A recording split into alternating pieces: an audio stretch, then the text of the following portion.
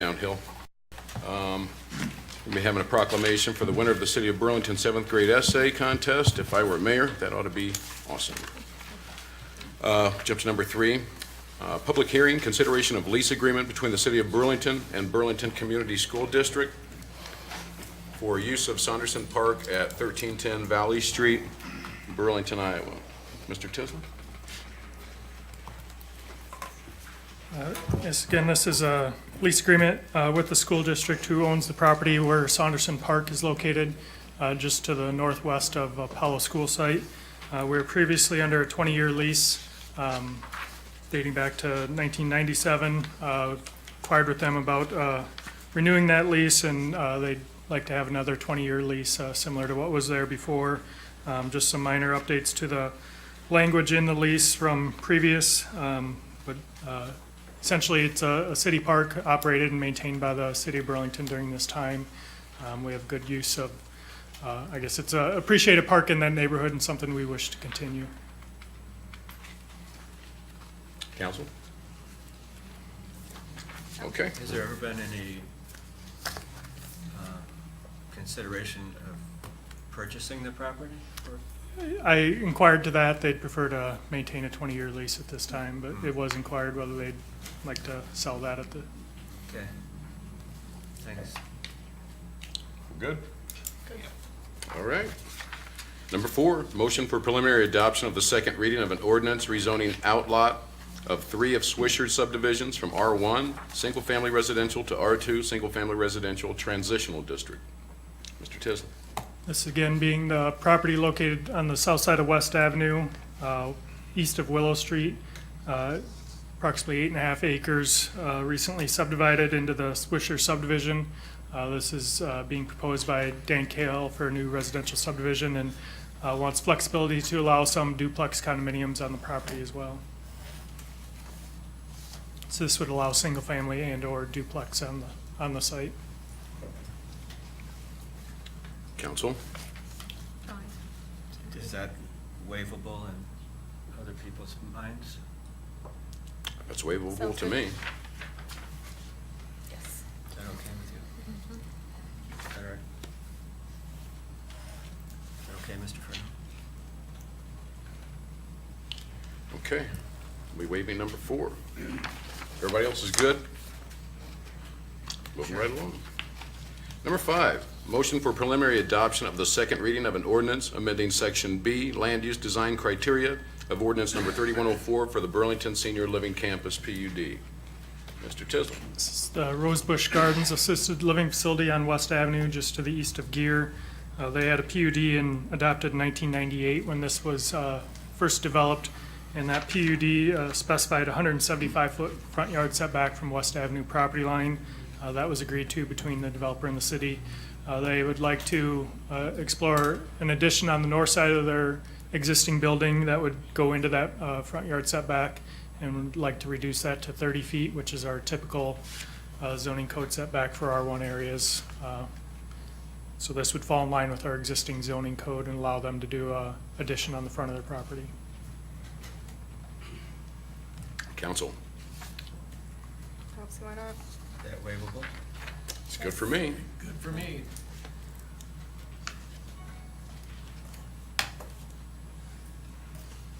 Okay. We're good? Good. All right, and we'll be waiving the second reading on that. Number 6, motion for preliminary adoption of the second reading of an ordinance amending Section 126.16, financial responsibility of Chapter 126, taxi cabs and vehicles for hire of the Burlington Municipal Code. Who's, No change. Mayor Pro Tem? Waivable by me. Yes. All we're doing is changing it to previous state law. Yeah. Okay. Everybody's good? Good. All right. You guys are fantastic tonight. Number 7, motion for preliminary adoption of the second reading of an ordinance amending ordinances related to designating an area of Burlington, Iowa as the Burlington Urban Revitalization Area. Mr. Tisland. This just spells out the legal description to be added as part of the urban revitalization area, which includes the Apollo School Site and the property to the north between Jefferson and Market Street, Central and Woodlawn.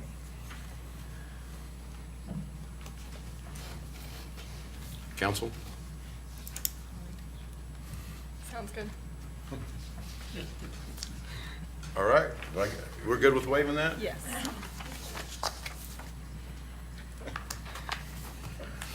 Thank you, Jim. All right, keep that hand ready, we may need it again. All right, number 8, a resolution approving the sale of property locally known as 1114 Linden Street, City of Burlington, Iowa, with conditions. Mr. Tisland. This is a property we previously sold. The bidder at the time did pay for the property, but has contacted us and would not like to move forward and would like to transfer to the second bidder on the property. Since it's still a city property, I guess talking to our attorney, we can go through the resolution of sale and sell at the second highest bid price, which was $500 to the neighbor. We already had the public hearing on it, and everyone was notified of it, and this would just go to the second highest bidder, which again is the neighbor to the west, adjacent to the property, for $500. This again is a vacant piece of land with a garage on the site. And did we refund the money to the?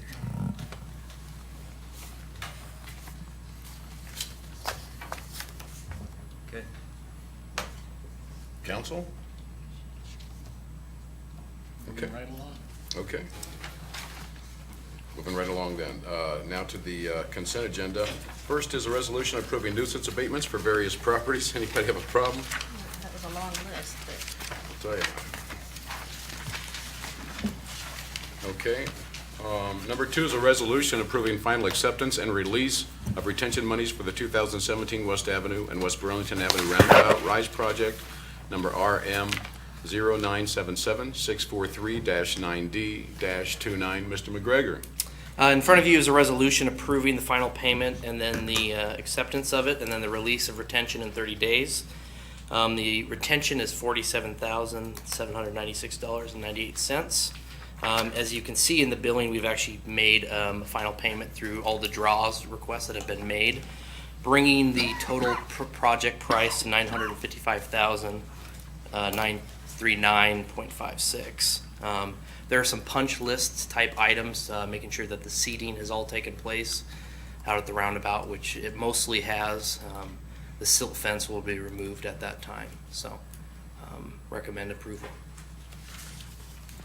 Just for the record, I was a little shaky at the beginning. People weren't getting it, but I'm getting a lot of compliments. People say that it's really working out, so there's that. And you turn right. Well, you know what? If I knew he was going to start trouble, I'd have had somebody else come down here, but we'll just keep moving. Are we Do you good? know, are the Silgan semis coming in on West Avenue and going that way, or are they still coming in on Division? From what I've noticed, they come in off Division, and I don't know that they necessarily leave through the roundabout. I've never seen any of them. I know that the proposed plan was for them to come off of West Avenue and then Right. turn there, and then so they could exit onto Division. Right. I don't know that that traffic pattern has completely changed yet. We're good? yes. Yes. All right. Number 3, a resolution approving final acceptance and release of retention monies for the 2016 Cascade Watershed Sewer Separation Project, Phase 2. Nick Mack. This resolution approves the final acceptance for the 2016 Cascade project, which actually ended back in May. Due to the completion of the project and the seeding timelines, there's a timeline in the spring and then one in the fall. We couldn't final that project out until the seeding happened. That seeding has now taken place. Now we can final it out. The total project price for that is $432,775,067. That's considerably underestimated, isn't it? Correct. And both of these came in under estimate. Yes, they did, and under bid too. Yes. That's good, because we got some stuff that's going a little over, so maybe it'll wash We'll give and itself out. take. Everybody's good? Thank Okay. you. Thank you, Nick. Thank you, thank you. Number Under 4. budget. I always like to hear under budget. I know you do. Number 4, a resolution approving an agreement between the City of Burlington, Iowa and Alliant Energy Incorporated for all-night lighting service on Arch Street. Nick? So we've had this is one of 2 back-to-back street light requests here recently. And we don't really have a process, I guess I would say, or a policy to get them approved, other than to just bring them simply to city council for approval. What I did here is I had a staff member give kind of some pictures and layout of what the situation is for each one of them. And based on that criteria moving forward, proximity of power lines, existing poles to use, and kind of the lighting conditions of that area. That's kind of what I'm going to try and base my recommendation on, and also let you inform you. You want to throw the map up first? That's probably what really matters. There's some pictures here. And these come from neighbor requests. Correct. Citizen requests of that area. So the first, I gave you the wrong one. We're on Arch Street, or North Fifth. I don't know. We're on Arch. We're on Arch, that's it. My bad. It correlates with these pictures here, which I could show you, but it's much easier to show and discuss what that is. 1, 3, 4, 5, 6, and 7 are the current locations of lighting in this area. Number 2 is an existing pole, and as you see in the request or in the resolution, that is where I am suggesting we put that street light. The request was at 801 North 5th, somewhere in the mid-block area. I simply put it on the other side of the road because there is existing infrastructure in that area. And as far as what it's lit up at night, there are some cities that use a lumen meter to determine kind of a baseline on where they make decisions from based on residential, arterial, collector type streets. That's something we can go to if you would like, but not really understanding where you guys wanted to go with this. I just kind of left that alone. I like where we're at for right now, Okay? but Yeah, that's good. I'm fine. And I know the requester is in the audience tonight, so. the requester's in the audience? Correct. And the requester received. You didn't catch that? No. Okay. You know what, after the meeting, I'll tell you Okay, what I meant with explain it that. there. I mean, I'll come up with an answer by then. Are you guys good to go? Okay. Which brings us to number 5. You're going to stay right there, Nick? Correct. All right, good. We have a resolution approving an agreement between the City of Burlington, Iowa and Alliant Energy Incorporated for all-night lighting service on South 4th Street. Mr. McGregor. The request comes in for the in-between Harrison and Hedge on 4th Street. There are current lights at 1, 5, 4. I don't think 2 in the middle there has it. That's just indicating a light pole. But number 3 is the location that I put in the resolution. There's an existing pole there. There are 2 lines going across it, and I talked to Alliant, and they said it shouldn't be a problem. So the tree can't. What cost do we incur if I should have explained that, shouldn't I? It will cost us $9.94 a month per light. It is an LED 80-watt light. The installation will not cost us anything, but moving forward, for instance, if there was no pole or line in that area, that is where I probably would caution you on running line down a block and then dropping in a pole. It could run anywhere from $3,000 to $5,000 to have them do that. In this case, it will not, using existing infrastructure. You guys good? Yes. Get her done. Okay, we'll move to number 6. We have a resolution to install a stop sign for eastbound, westbound traffic at the intersection of South Gertrude Street and William Street. Mr. McGregor. Had a request for a stop sign at the intersection of Gertrude and Williams. I put a map up here to show you the proximity, where it's at and its relationship to Course School. On the 3 things that it warrants a stop sign for, sight distance, accident load, and then, what is it? I don't remember. It only hit sight distance. There was, however, 2 accidents or 1 severe accident in the last 3 months there.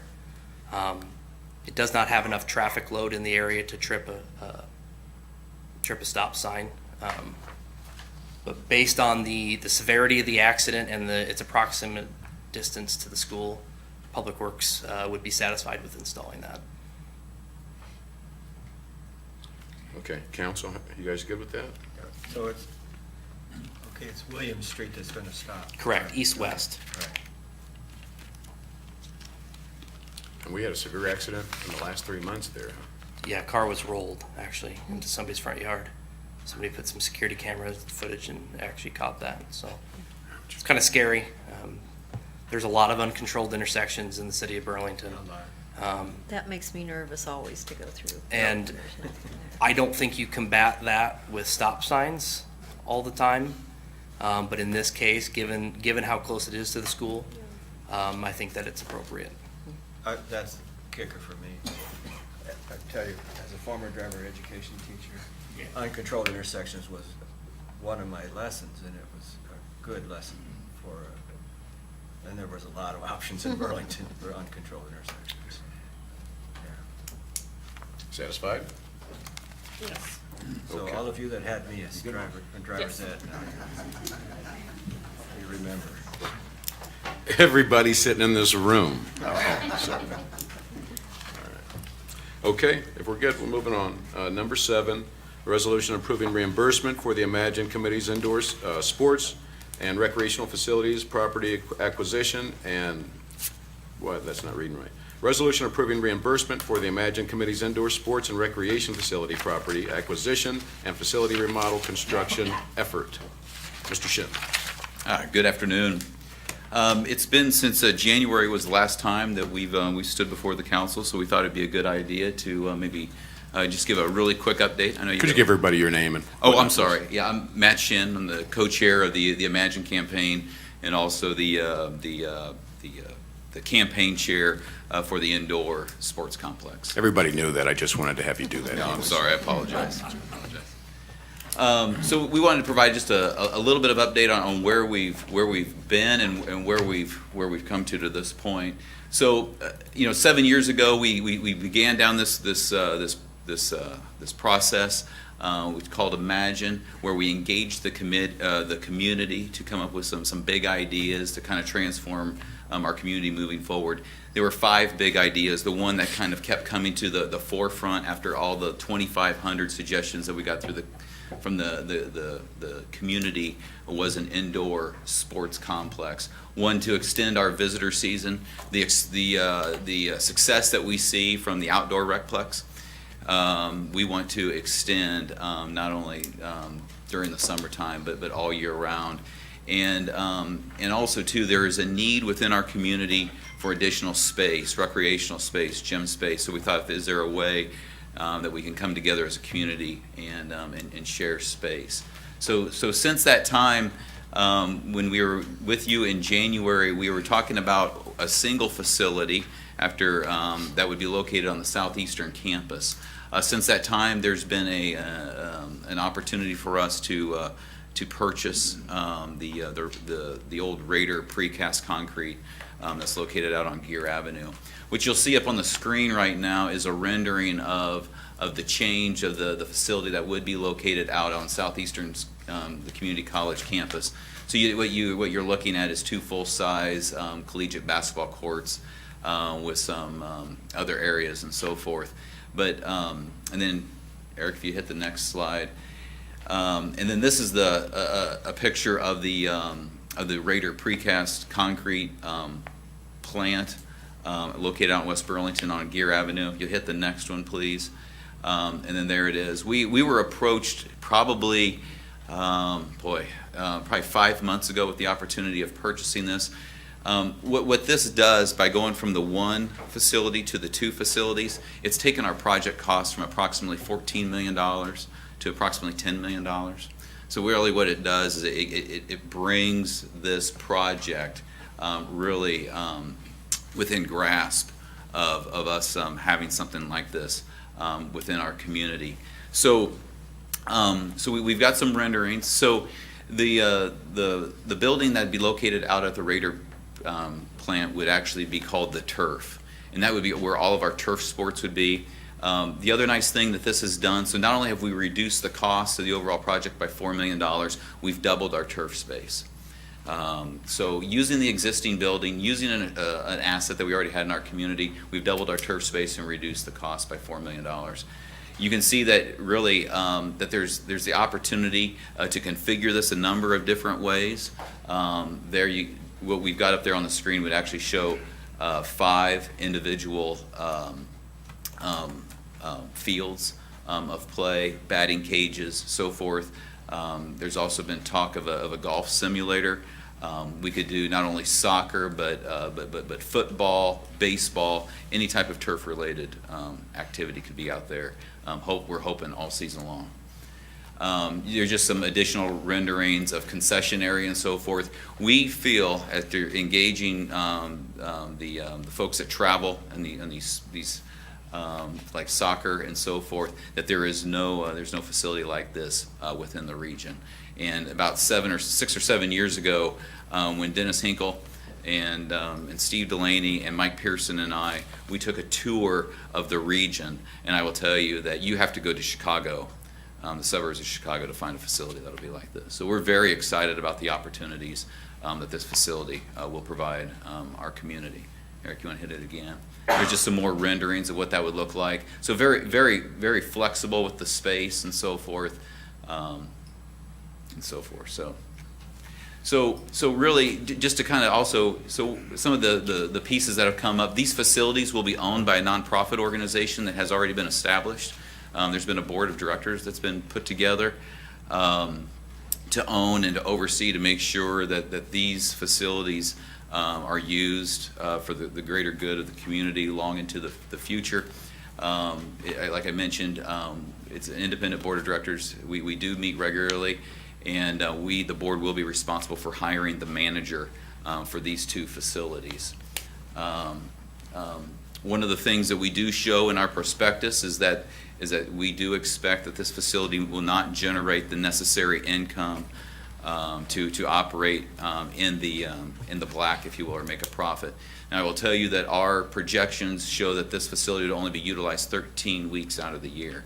As we go down this road, I think the greatest challenge that we have is actually going to be scheduling, because the demand is so high for a facility like this. So I say all that to say that we think that we've been very conservative on the revenue side. We've engaged, the YMCA has helped us on the expense side, along with Kevin Carr, the CFO out at the college, to put some cost estimates together. And with all that, we think that we're looking at approximately $135,000 to $150,000 a year operating deficit. Now, I will tell you that the local hotel owners have come together and put together a destination fee that we're going to be charging visitors as they come into our community, and helping to cover that.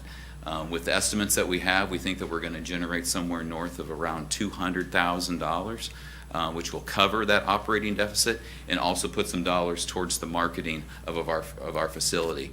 One of the things that we have found is to get the tournaments to come here, is that some of these we have to pay or incent them to come, and we think that's going to be very important, especially from the beginning. So it's going to be contract based. There will be no government imposed tax, and we think that we've got the operating side. Yes, The Becky? destination fee, is that just charged during those 13 weeks of the year, or No. all year round? We are actually collecting that now. Okay. Yeah, so all year round. Hit it again. So I've been kind of doing this. So we are currently we are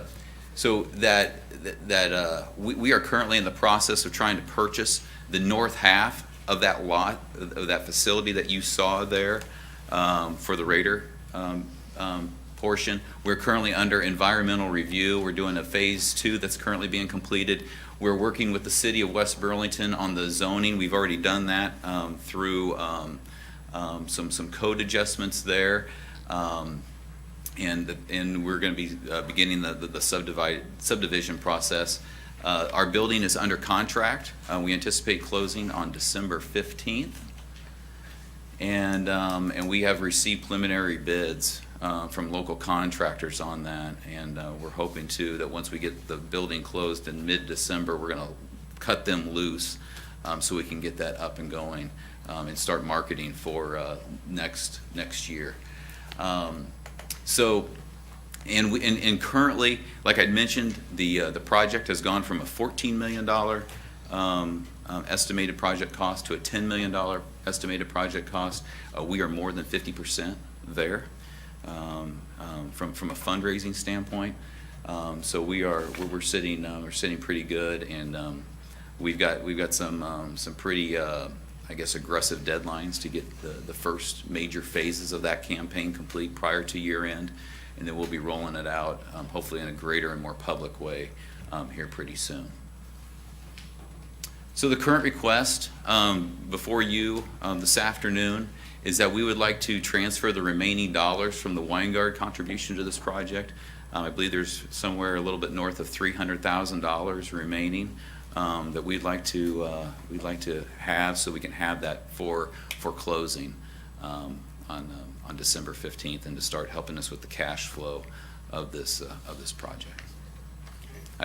I'm sorry if I went through that about as quickly as I could, because I know time is of the essence. But if you have any questions, I'd be happy to try to answer those. Do we have a problem with that? No. One of the things, could you clarify why this is going to be owned by a nonprofit, but the money right now is going to the partnership? Could you explain what's going on there? That is correct. So currently, right now, we've established the corporation to own and operate these facilities, but we are currently working on our not-for-profit status, our 501c3, I believe is the technical term, and we have not gotten all those appropriate designations. So as we're out raising dollars to make sure that those funds have a tax advantage, we're putting everything into the partnership. At that point in time, once we get that up and going, we have an agreement with the partnership to purchase that building and to own that. So, answer your question, Jim. We're good? All right. Anything else? Thank you, Matt. All right. Thank you. Good program. Good reuse of that building. No doubt. Oh, yeah. I've got a little information here. I don't know if this is appropriate, if I should even be up here. There's no electric fence. That's exactly right. Thank you. Thank you very much. I can't believe you just did that, Mr. Shen. I just want you to. So the resolution would transfer it's $312,115.61. We'd cut a check after approval and get that dispersed over to the partnership. And just if anybody has forgotten, that's what that money was there for. So it's not like we're It was taking specifically money. donated for the indoor recplex. Thank you, sir. Just want to make sure people are reminded of that. Okay, number 8, resolution approving change order number 1 to contract number 7329 for the new law enforcement center bid package. Number 5, HVAC, heating, ventilation, and air conditioning with Brockway Mechanical and Roofing Company, Inc. Chief? Yeah, thanks. Perry Hines is here with me as well from Carl A. Nelson, in case I get kind of stumped up on some of this construction stuff. But anyway, as we started to evaluate the current heating and air conditioning system in the building, we'll even go back a little bit. In the due diligence report, it said in there we were going to have to take a real careful look at the reheat coils, the ductwork, condensing unit, controls, et cetera, et cetera. So when we put the bid together and looked at that, we were in hopes that we could reuse or repair a lot of the reheat coils and the ductwork. Well, there's no way you know that until you get into the project, tear all the ceilings out, find out that most all of this ductwork is fiber in nature that's kind of wrapped in like an aluminum foil, for lack of a better word. It's completely fallen apart, holes, cracks. So as the air tries to go through the duct, it's really going nowhere because it can't get out to the return. So as we evaluated that, we looked at the reheat coils at the same time, and that basically sits inside the ductwork. It heats up as the air passes through it. That's how it heats the building. Well, most all of those coils either need to be replaced or repaired. So we evaluated a thought of repairing those. But to repair them, then we had to buy new controls. as we're changing the control system for the building, so it's a digital or electronic control. It's going from an old pneumatic system. The pneumatic system had air hose that ran all through the building that controlled these actuators and controls. Well, those have been clipped, cut, broke, fell apart. So the air compressor just runs 24 hours a day trying to keep up with pressure to the controls. So we knew we were going to replace the controls. So as we evaluated the reheat coils, if the control comes with the reheat coil, why would we just try to repair it? And the reason, the importance of this is all the ceilings are out of the building now, and now's the time. I mean, to do the duct work, to do the reheat coils. And the duct work that we think we can leave that seems to be in good repair is in hallways. We've planned this out. So in case something did happen to that duct work, we could take the ceiling tiles down and work in the hallways and not disrupt. If it goes through a room or rooms, we don't want to disrupt operations at a later date to get the problem taken care of. So that's the duct work, reheating coils. The circulation fans are either shot or going to be shot, but we're able to eliminate one of those and add 3. The actuators, the actual thing that controls the vent on the outside of the building, that's working, but the device that tells it to work isn't working. So when you look through here and you see the duct work, the AHUs, those air handling units that I'm talking about right now, and the exhaust fans, the condensing units, those are strictly for tests. We still haven't had a chance to get in there and test those. And as soon as we test those condensing units, we'll know their serviceability, if you will. We're being told by the engineers that the air handling units that are in place will have enough capacity to take care of it, but there's only one way to test it, and that's after all the new ductwork's in place, and then they can test it. But kind of the theory behind it is if it supplied enough air originally, the air volume itself should be fine for the building the way it is now. So we'll know that as we go down the road, and we'll know a little bit more about the condensing units. That's a big number, $126,000, but when we planned this facility, and I think you sent a budget sheet today that had we still have $416,000 in contingency money. This would be obviously one of those contingencies, and so we're still well within budget. I mean, the only thing in the back of my mind is not only trying to keep the project on budget, but I need a parking garage. We need to have a secure place for our guys to come and go, and this is really going to cut into that. And I understand that, but there's only one time to replace ductwork, heating, air conditioning, and the time is now. And the aluminum stud or the steel studs are going up, so the walls are starting to go up, and that's why I kind of had to get this to the forefront. I mean, now's the time to get this done. So I don't know if there's anything you want to add. Well, Barry with Carl and Nelson, I would just like to add, I'm impressed he's paying attention at all our meetings because he went through the details pretty accurately. So we have up here 2 options that we've gone through. One is the worst case scenario, and one is a scenario that we've gone through with the design team, the engineers, the chief, and we feel that this is the best option that we have right now. It fits within our contingency, like he said. We knew that we were going to run into issues like this, so we held a heavy contingency. So at this point, time is kind of the essence. That's why we're up here today, letting you guys review it. And once we get it approved, we'll get the contracts moving and they can start building a ductwork and we can get it in and keep construction going. I was impressed too, Chief. Yeah. Think of all the stuff you're learning here. Oh, yeah, Did you know absolutely. Did you already know this stuff? Some of it. Yeah. Yeah. The difference between the 2 options, there's some work on the first floor that the second option would take care of that you're not recommending doing at this point? Yeah, not in totality. I mean, there is a piece of ductwork on the first floor that goes through some offices that it costs about $8,500. It's not included in the $126,461. However, with that said, in that number for the second floor, it's my understanding that would also include all the ductwork for the unfinished space that's not going to have a ceiling in it. So as we go along with the engineers, my thought in the back of my mind is instead of putting all that ductwork in an unfinished space that doesn't have a ceiling that we could add at any time, it would offset the cost to replace that other piece of ductwork on the first floor. It would more than offset it, is my understanding. So that's kind of, it's somewhat of your answer, but there are still going to be 2 other runs on the first floor that we think will be serviceable for years to come. And if we have a problem, like I said, they'll be in existing hallways. We did ask the question, if let's say we replaced the whole thing, and we went completely modern for maximum efficiency. It was the tag was over 500,000. That's not reasonable for us, and I think that this is really, really serviceable for a long time. So, I mean, there's kind of the third option, but I knew it wasn't an option, but I just throwing it out there. All right, thank you. Thank you. Perry, while we're talking about this, it's not the same topic, but it's comparable. We're gonna have to deal with another change order likely coming up, either a change order or do some emergency work as part of this process. There's some asbestos that's in the facility. Yeah, that's correct. It's an existing building built back in the 70s. It happens as when you go through construction, if you find items that are susceptible to have asbestos in it.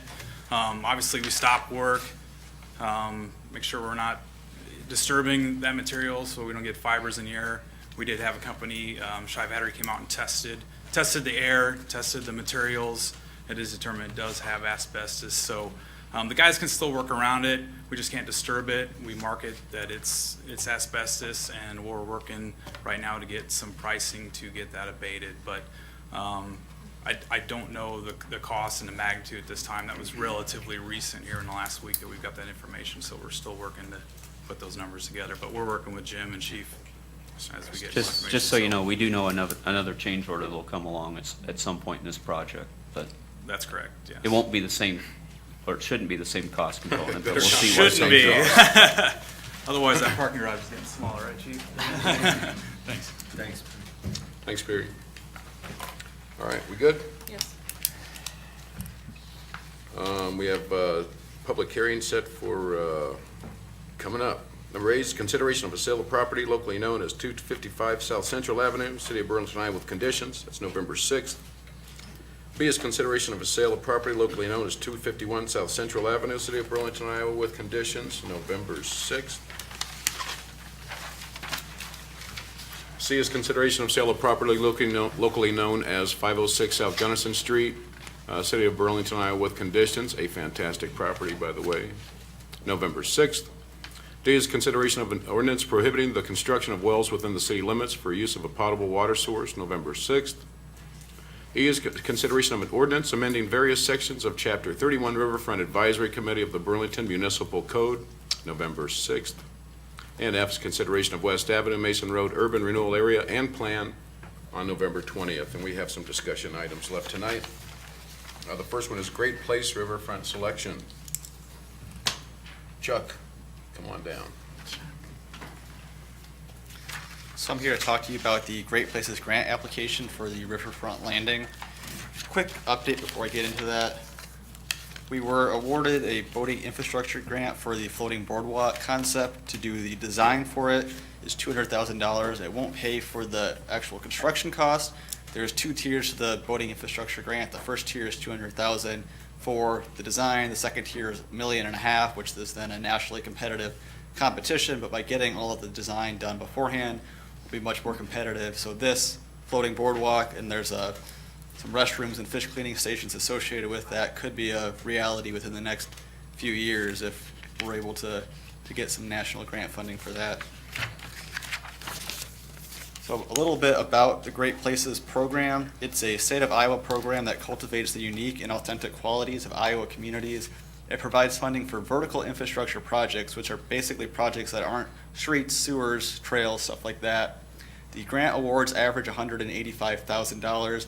I've seen low ones for $40,000 and then high ones around $450,000, but those bigger ones are much rarer. A 50% match or a 1-to-1 match is required for projects. So when we applied to be a Great Place earlier, I think it was earlier this year, we had to select 3 potential projects that we could have funded by this program. We chose 5 projects from our Riverfront Landing vision that was done when we did the flood wall, and we had a Facebook poll to see what people would want to see down there as part of a Great Places project. There were 5 options, and the 3 winners was splash pad, shade structures, and amphitheater seating. We had over 1,000 votes, so it was a pretty good response to this, and the majority of people said they wanted to see a splash pad down at the riverfront. So the splash pad is planned to be in front of the port. It would take away more parking, which I don't know if we're prepared to do that at this point, but I do have some alternative locations. And the other options, the amphitheater seating and the shade structures, you can see where they would be. The amphitheater seating would be behind the auditorium. It would act as kind of a riverfront event space too, where you could hold a wedding there or some musical events. Shade structures, we have 2 cantilevered overlooks where the flood wall actually breaks, and it's 100% removable panels, and these would frame that cantilevered overlook and provide some shade down there. There are a few other shade structures and seating that would be scattered throughout the riverfront as well. So I was able to get some preliminary budget estimates for these 3 projects that we're eligible for funding for, and keep in mind this includes design, which is 15% of the project, and a 20% contingency. We put a healthy contingency on this because the riverfront, it's mostly fill over there. You never know what you're going to get until you start digging, so costs can escalate pretty quickly. Our splash pad estimate, which includes the pavement, pumps, piping, lighting, drains, everything that you would need for a splash pad, is $243,000. Shade structures is $120,000, and then the auditorium, event garden, amphitheater seating is $202,500, or a total for all 3 projects of $565,500. So the proposed budget for, if this would be applying for the grant, you have to show a 1-to-1 match. The state match, you can see, is $400,000 for each one of these. Now I'm using this from our current flood mitigation grant. We have about $850,000 of already committed money from the state of Iowa to do restoration. That's where we tore up the riverfront to put in a wall. We have to put it back. We're putting in a trail, we're putting in seat walls, and we're putting in some new lighting. And all of those items together are about $850,000. I'm using about half of that to be conservative to make sure that all of the activities we're doing would count as a match. So that, right off the bat, is a pretty healthy match. And then the grant request, which would be what we request from the Great Places program, I've outlined what it would be from each. I put about a 20% local match, which would be city money for each of these projects. I talked with the program manager for this at Great Places Iowa, and they have told me that if we want to be competitive, it's great to have this state money, which shows a very healthy commitment from the state of Iowa, but you really also need some skin in the game at the city level. And a 20% match is about the lowest you can go and still be competitive. So for the splash pad, if we were to choose that project, the city match would be $50,000. For shade structures, it'd be $25,000, and for the auditorium amphitheater seating, it would be $41,000. If you went crazy and wanted to do all 3, we would need $165,000. That's a good term. Charlie, I have a question. That Sure. area where the splash pad would go, if we didn't do that, would we be putting new concrete in there? We would need new concrete where the splash pad If we didn't do went. the splash pad? If we didn't do the splash pad? Would it be an area we would be putting new concrete in after this? I guess I'm wondering, do we have a cost to doing that area, whether we do a splash pad or not? Can you go to the next slide, Eric? So the splash pad is just outside our current project area. Okay. That shows the boundaries of where we're doing work right now, so there wouldn't really be any concrete Okay, I torn just was up. wondering if we were spending money either way, I guess, on that. Now, I've got alternative and preferred location. The preferred location is what was chosen during the visioning work in the public meetings to set up our riverfront plan with the flood wall. Everything kind of works together. Now, there is the alternative location where we wouldn't lose any parking. If we put a splash pad there, it would still work with the grand scheme, but there'd have to be a little bit of reconfiguration in the future if we did do a full build out of the riverfront area. And you go back to the budget slide, sorry. I highlighted the splash pad in red. I do recommend that we go with that just because that's what everyone seemed to like. It's one of the more impactful projects on the riverfront, I think. It's more active, where people could use it every day. They could use it on the weekends. It would be a draw. What I need to apply for this grant from the council is a resolution of support. You can't get funding for it yet because you haven't had your budget session, but the resolution would say, when we go into our budget session, we will set aside this money for this project. You guys good?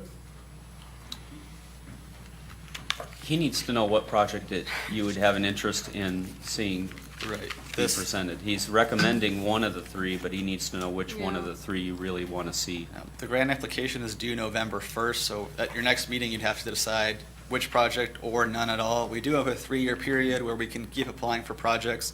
We could elect to not apply for a project this year, then that uses up one of our eligible years, which is an option.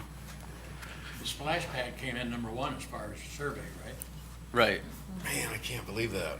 I mean, Well, I I guess I can- yeah. can, I but can. that's a lot of money to keep that splash pad up, money that's just gonna keep elevating, and, yeah, I'm not groovy on the splash pad, but the auditorium event garden and the shade structures,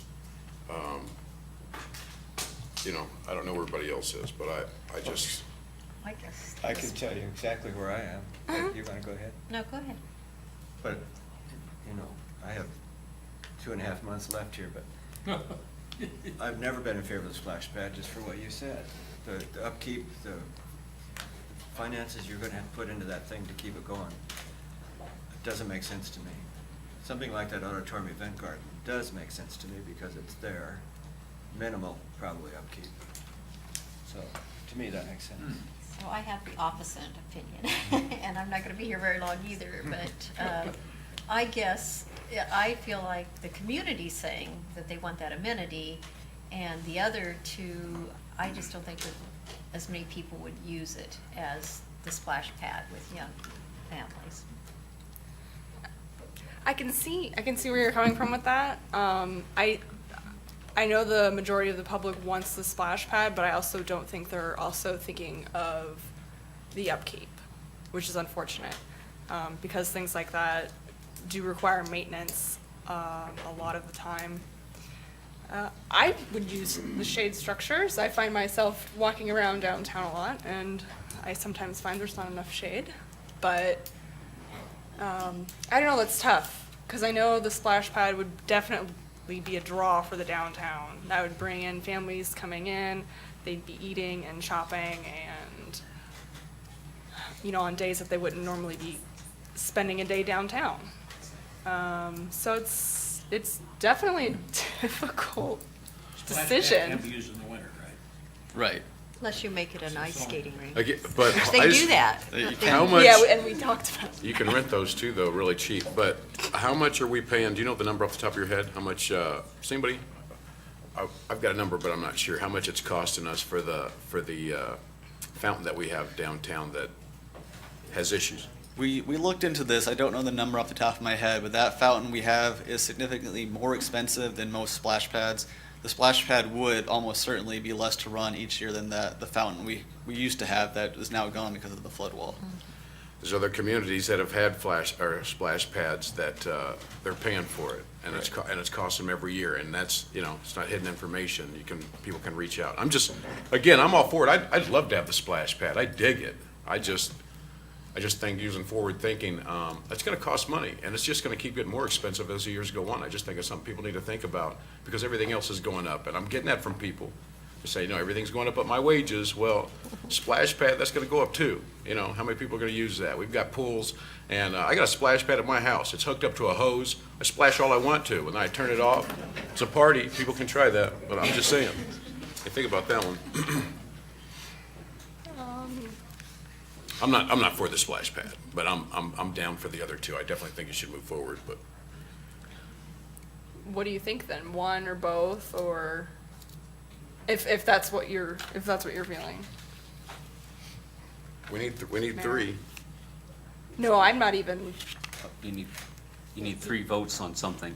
But if you're saying, what were you in favor of? Because we've heard from 4 others. I was for the splash pad. So do you, 2 for the splash pad, 2 the seating, 1 for shade structures.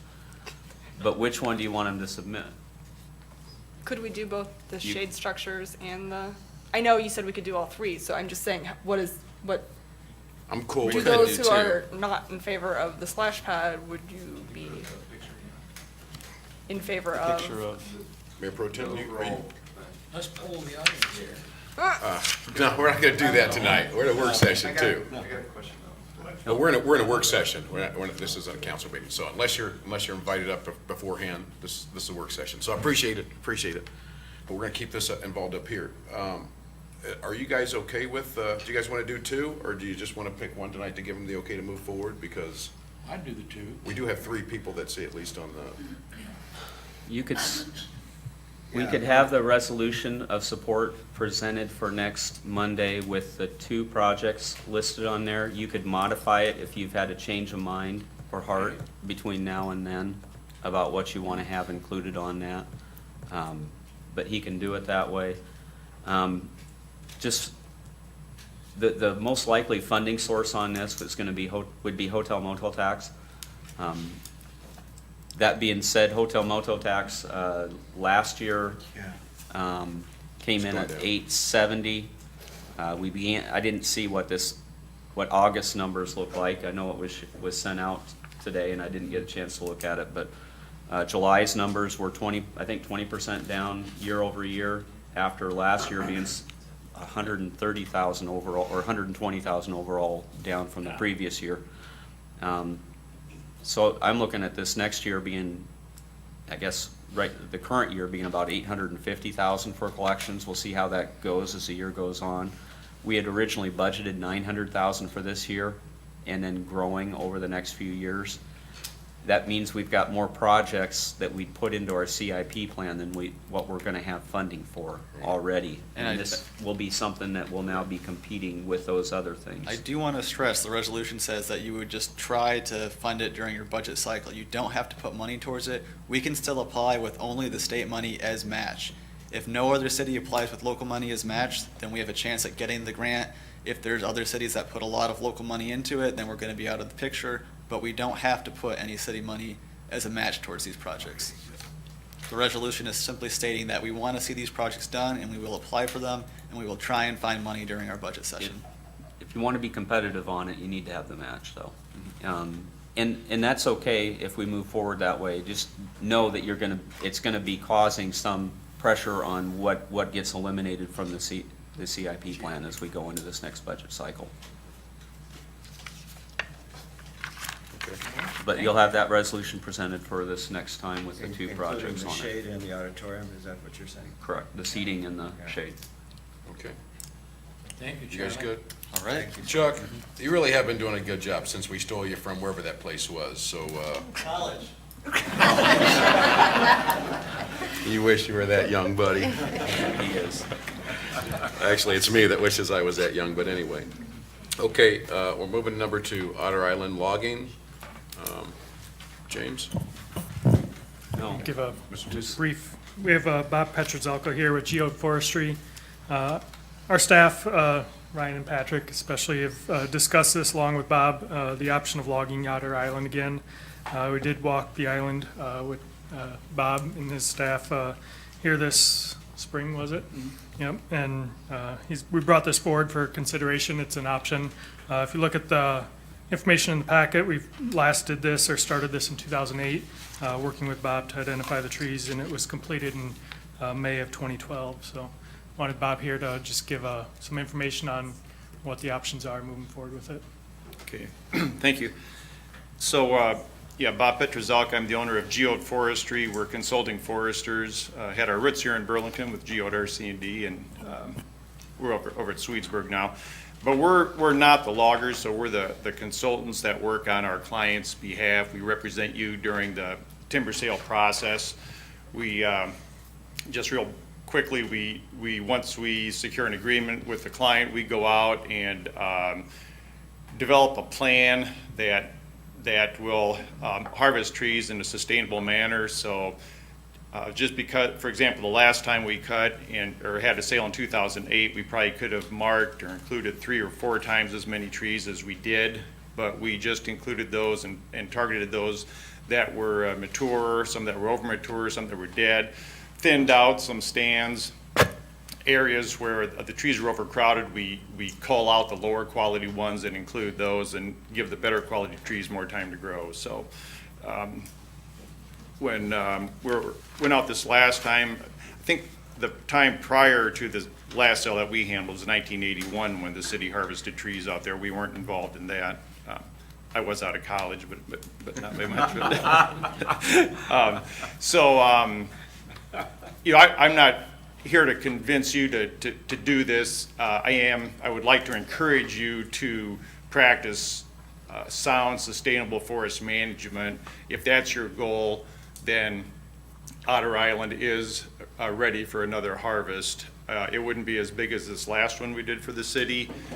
It would include mostly those, we didn't cover the whole island. It would include mostly those areas where we let the trees grow, but then revisit some of those stands where we just thinned them out before, and it's time, excuse me, for another thinning there.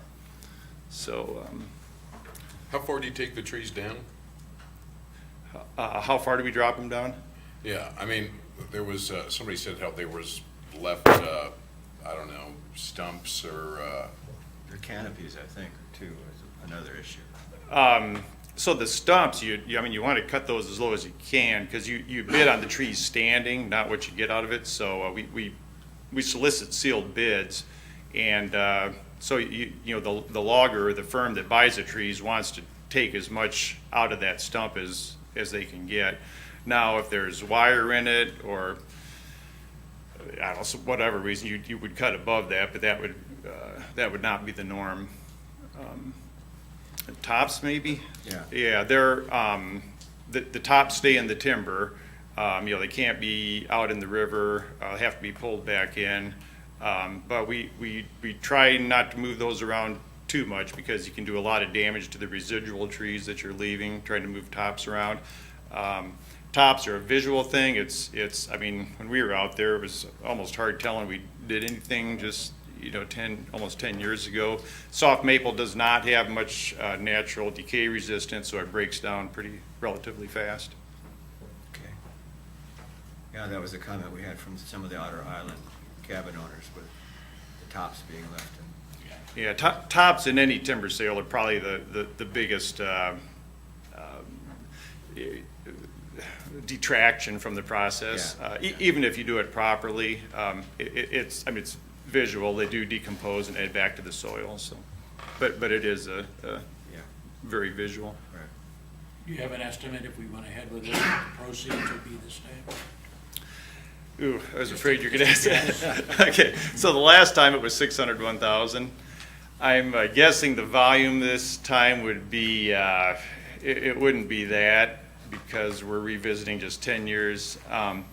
My best estimate is it would be somewhere in the 50 to 65% of that. Okay, thank you. You're welcome. One of the things that I thought we missed last time we did this was we didn't set this money aside to deal with some of the forestry issues in town that we ended up with. Of course, we didn't know about the emerald ash borer at that point, but I would encourage us to think about, if we do this, that we do something. One of the things that I've talked with Eric about, I've looked at what City of Marion does. They've established a forest utility, and so they've got a set-aside fund that they use to cover that, as opposed to where we just have it in the general fund. That is something that if we were to go that route, we could look at putting this cash into that as some of the funding that helps to support that operation. Now, for them, the City of Marion has a separate fee that they charge on they do a residential fee for everyone in the community to build into that fund to cover the foresters. They use that to cover their capital equipment purchases, and they used it as they dealt with emerald ash borer this last year, or the last couple of years, to have a fund to cover that. And it's at least something that we can have a discussion about as we go through this next budget cycle. Yeah.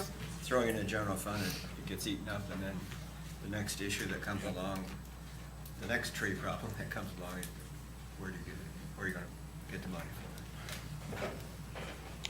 You guys good? I'm in favor of moving forward with it. If you were to move forward with this, what's the kind of process that you'd be talking about? If it's the process the same as we used last time, I mean, change a few dates, I'm fine with the same, I forget if it's called Our terms would be the same. Yeah. So I guess as soon as would get the official word. We'd be entering into a contract for services with Geode Forestry to market the property. And then what's the timing to do all that, or mark the trees and then go out for bids? I guess I'd like to get started this fall. It's tough in winter getting out there. We'd shoot for having the trees marked this fall. It's just, there's that delay from, once we get them marked, get things tallied up, prepare the bid notices, and the potential buyers need to be able to get out there too. So once we start getting some ice, it gets pretty dangerous. So I'd hate to promise that we'd have it done going into winter here for you, maybe go into spring. So you may see that you have a process where you allow bidders to go take a look in the spring, depending on river levels too, on where that goes. Yeah, that's the other thing, and for the logging. In fact, I know last time we had we signed an extension because the river can't be too high or it's over Otter Island, but it can't be too low because you have to be able to barge the logs off. And would you look at that being a 1 or 2 year cycle for the harvest on that? I'd give them at least 2 years. So you would, the fund, and last time this was done, I think the 600,000 came in over the course of 3 or 4 different fiscal years, and you'd probably be looking at least 2. Yeah, you can set the payment terms up however you want. We had 25% down at contract signing, 25% down at commencement of cutting. The third 25% installment was due when 50% of the volume had been cut, and then the fourth 25% was due when 75% of the volume was harvested. You can set those up however you want. It's your call. You can, say if the bid opening is March 1st, we want to check March 2nd. It's just, it's unattractive to the buyers when you do it that way. So to proceed, Eric would be working on getting an agreement developed and ready to present back to you for approval at a future meeting. If that's the route that you want to move forward with. I do. Looks like everybody's in. Okay, good deal. Thank you, sir. You're welcome. Thank you. Memorial Auditorium, number 3. Good evening. Casey Fleming, 3606 Memorial Park Road, Burlington. Thanks for having us back. Also, we got all sorts of folks back here that will help answer questions as they pop up. We'll go through our presentation here and do introductions at that point. You guys have seen some of this already and have obviously had the entire proposal that we're putting up here tonight for a few days to look at. But very similar to what this same group, what Stephanie and Amy presented a couple of weeks ago. A couple big changes. We've worked with Mike O'Neill. Mike is here as well tonight to work together on this. And it's the American Music Festival that I represent. So what's the American Music Festival is question number 1. People ask me, well, is it Steamboat Days? Is it not Steamboat Days? Who gets the money? Blah, blah, blah. So the American Music Festival is a 501c3 that stands alone. Separate from Steamboat Days, which we'll get into some of those details as we go through the presentation here.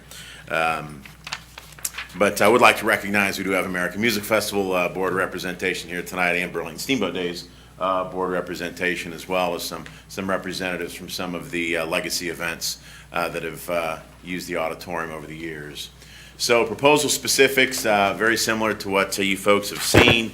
The American Music Festival will hire employees for management of the auditorium, port, and depot, specifically an executive director, operations technical manager, which at this point we're under agreement with Mike O'Neill to be in that role, and then part-time labor for cleaning, maintenance, etc. We also are under the agreement with Mike O'Neill that he'll continue to use existing staff that know the building, have been working in the building, and it'll be a real turnkey thing. Real quick there with the management of the auditorium, port, and depot, got to make sure we include all 3 buildings in that. So it is Port of Burlington, Burlington Memorial Auditorium, and the depot. So it's all 3 of those riverfront properties. And I was really excited to see all those pictures of the port and auditorium looking so good in those riverfront proposals we saw a few minutes ago. You know, and a few people have asked me, well, gee, Fleming, what do you know about running a building? Well, I was involved in promoting shows there when I worked in radio for about 15 years here, you know, helped promote over 50 shows down there. So on the promotion side, I understand it a little bit, but beyond that, I don't. But that's why we hire the right people to do it. We got, I think we already got a great start with Mike and his existing staff that do know how to run that building and do know how to be successful at it. So, again, the board will include a seat for legacy events, civic music, and snow bowls, so there'll be input from those folks as well as our existing board as it stands. So the city, we asked that the city will provide the American Music Festival a subsidy of $250,000 annually. We're asking for a 3-year initial contract. We feel that length of contract is fair to not only hire quality staff, but move forward with some successful events and get things going back in the right direction in those buildings downtown. Subsidy will cover employees, labor, marketing, office expenses, et cetera. We'll get into some of those specifics momentarily. We do ask that Burlington Steamboat Days and the American Music Festival would also be rent-free when they have events down there. Asking for a one-time $35,000 donation. We are officially, the American Music Festival, last Friday got a stamp of approval from the state as a 501c3, so that is in place. That's a 501c3 that existed in years past that kind of helped with some of the finance or financial management of Steamboat Days. So it was a reinstatement of a previous 501c3. So we were able to get that done pretty quickly. But we're asking for a little shot in the arm to add some projectors, some screens, some other updating of the facility to help make it marketable for the acts and events that we're looking for. So the nuts and bolts of the proposal.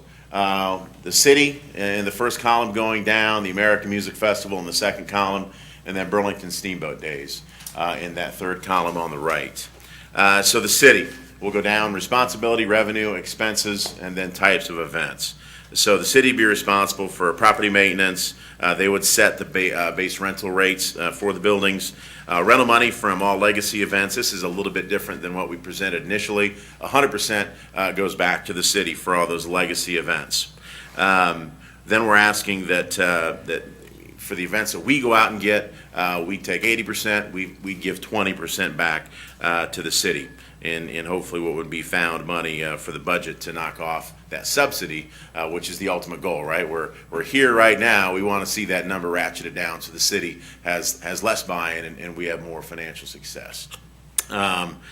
Legacy events, Snow Bowl, civic music. The list is on the next slide, which we'll get to momentarily. Renters can seek their own food and merchandise vendors. They'll be allowed to handle their own ticket sales as well. And moving over to the American Music Festival, our entity, our board that will be overseeing the employees that will be booking all the events, doing all the promotion, setup, tear down, technical, sound management, box office, daily cleaning, etc. We do ask that we would get 80% of the net proceeds from all non-legacy events and rentals. So again, found money, new stuff that we go out and find or that we go out and market and bring into those three buildings. Giving 20% back to the city. We'll provide the executive director, promotions, business operator, operation and tech manager, and the part-time labor. Again, a lot of that is already in place. We've had a handful of folks inquire about the executive director already. Haven't even advertised for it or anything, but the word is kind of out, and we've had some people contact us about that. But also then type of events, non-legacy events, AMF booked new events, concerts, business meetings, etc.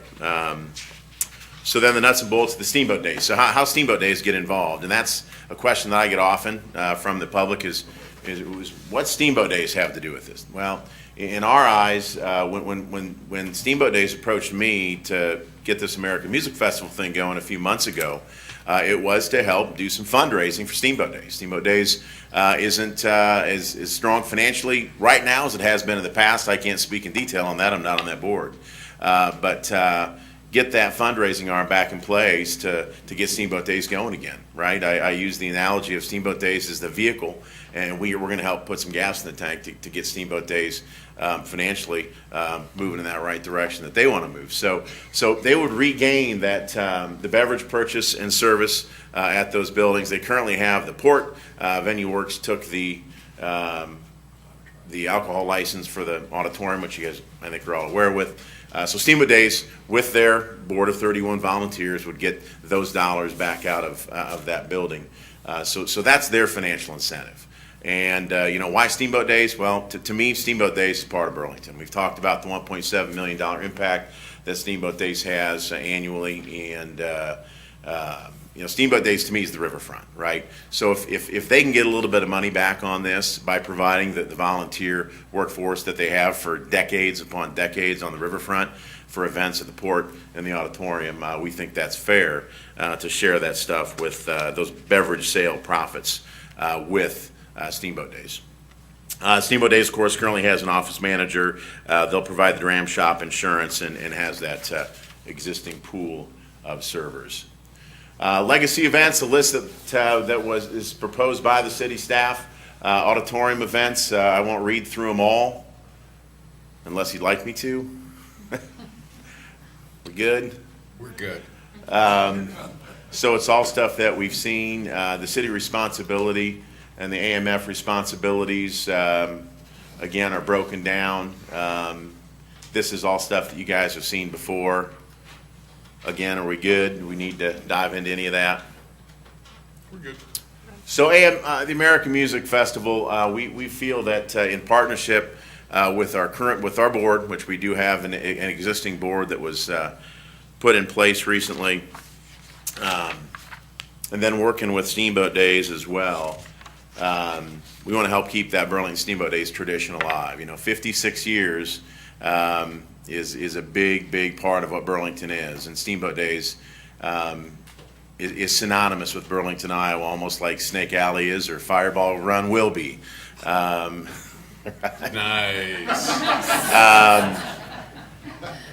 So the power of volunteers, right? So Burlington Steamboat Days has those 31 volunteers. They know how to serve beer. They've got all the experience. They got the equipment too. That's another big piece. They've got all the beer trailers already.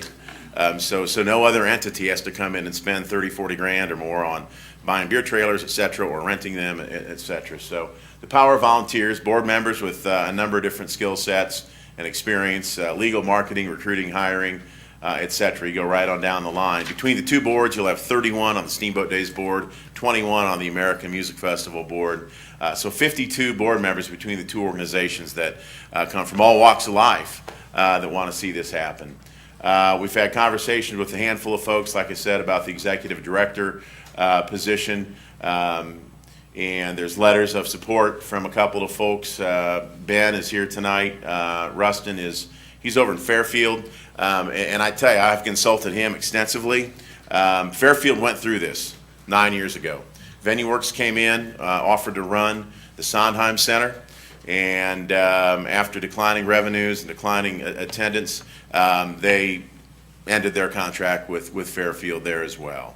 And they've resurrected it. They brought it back through the CVB, through the work that Rustin and his team have done. They went from failure, losing Venue Works, to having 100 and how many events? I don't know. It's 160 some events all told, counting the small meetings and everything. So the blueprint is there. Fairfield did it, and they did it by going out and raising money and partnering with everybody that was interested in seeing that succeed. So they've laid out a nice blueprint for us as far as how they promoted stuff, how they staff things, and things like that. It's not exactly the same because that's a privately owned building versus a publicly owned building. So there are differences, but still the similarities are there. It's been very helpful.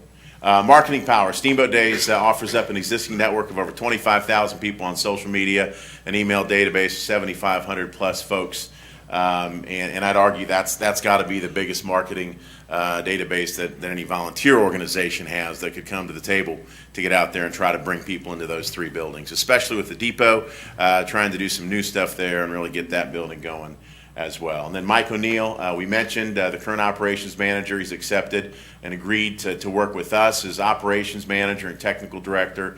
Years of experience with those properties and in the community. When we started talking about all this, everybody that I talked to was like, okay, can we work with Mike? Can we work with Mike? And I was saying the same thing. So Mike was kind enough to sit down with us last week, and we came to an agreement to work together on this and unite our proposals to try to make this work. So the 501c3, we have been able to secure donations, and you can do that a little bit differently as a 501c3 as opposed to an LLC or a private entity. We've got 3 of the major media players, Titan Broadcasting, Pritchard Broadcasting, the Hawkeye. They're already on board for financial donations right out of the gate to help get things going. Danville Telecom, J&S Electronics, Drake Hardware and Software. Letters in your packet supporting from all of those entities. There's grant opportunities out there that only can be gained by 501c3s. Beth Nickel, Sales and Marketing Director from CBiz, who's an expert in that, is part of our board and has agreed to take upon that grant writing piece to help lift us up as well. Greater likelihood of businesses and individuals sponsoring events for a nonprofit. There are people that just want to give money for tax purposes to nonprofits, so we are able to offer that and then also go out and find sponsorship income that can help make the auditorium and the riverfront properties a little bit more profitable, drive some more of that revenue, save the city and the taxpayer dollars, which is kind of the ultimate goal for you folks, right? Let's keep the building going, cost you less money, and make us a little, but make the city and our community a great place for entertainment and the arts is kind of the big picture goal. But anyway, volunteer labor available as a nonprofit, which overall reduces expenses too. So community buy-in is definitely needed to make this venture a success. We got to take ownership of these buildings as a community. The history's out there. We could talk ad nauseum about the past, but we want to look forward into the future and how things can continue to be successful at those buildings. You've got letters of support from Jason Hutchison, CEO of the Greater Burlington Partnership, Becky Rump, Executive Director at SEC of their Institutional Advancement area, Jeff Burkhart, President of Midwest One Bank, and the list goes on, talking about the Convention and Visitors Bureau and the effect that we have on the local economy with those riverfront buildings. And again, a long list there. Chelsea Toll, who I think is here tonight, CVB Director, Snowball Board of Directors, Jeff Rucker, President of SEC Black Hawk Booster Club that benefits from Steamboat Days and serving the beer down there. So it's community, and everywhere I turn, I'm getting great positive feedback. Again, the partnership. Is this Steamboat Days? Is this the American Music Festival? American Music Festival is the board that would oversee the riverfront buildings. We would partner with Steamboat Days on the volunteer side. We would help lift Steamboat Days up, getting those beer sales back, the alcohol sales in the building. Okay, we don't want Steamboat Days to go away. I'm not saying that it will, but I'm just saying we want Steamboat Days to be as strong as ever. And this is a way to help get them money back that they had for a decade upon decade that they lost for the last 3 years. And AMF, we're ready to go. We got the 501c3 status. We got accounting systems, QuickBooks, payroll in place via the Steamboat Days model that's already out there. We got a bank account open and ready to go. E-ticketing agreement with established non-legacy events. And again, we do have that board in place of the American Music Festival. I act as the president. Chad Palmer, vice president. Jeff Burkhart is the treasurer. Dana Johnston is secretary. And the charter directors include the names listed there, a handful of which are in attendance tonight. We'll have positions for civic music, the city, Burlington Steamboat Days, Snowball, and again, some of those folks here tonight. Office space already there with Steamboat Days. And Burlington Steamboat Days already has the liquor license, just need to change it to get that auditorium building back. And there's a letter in the packet from Mike Johnstone and County Sheriff and Burlington Steamboat Days Director that supports that. So that is the proposal in completion.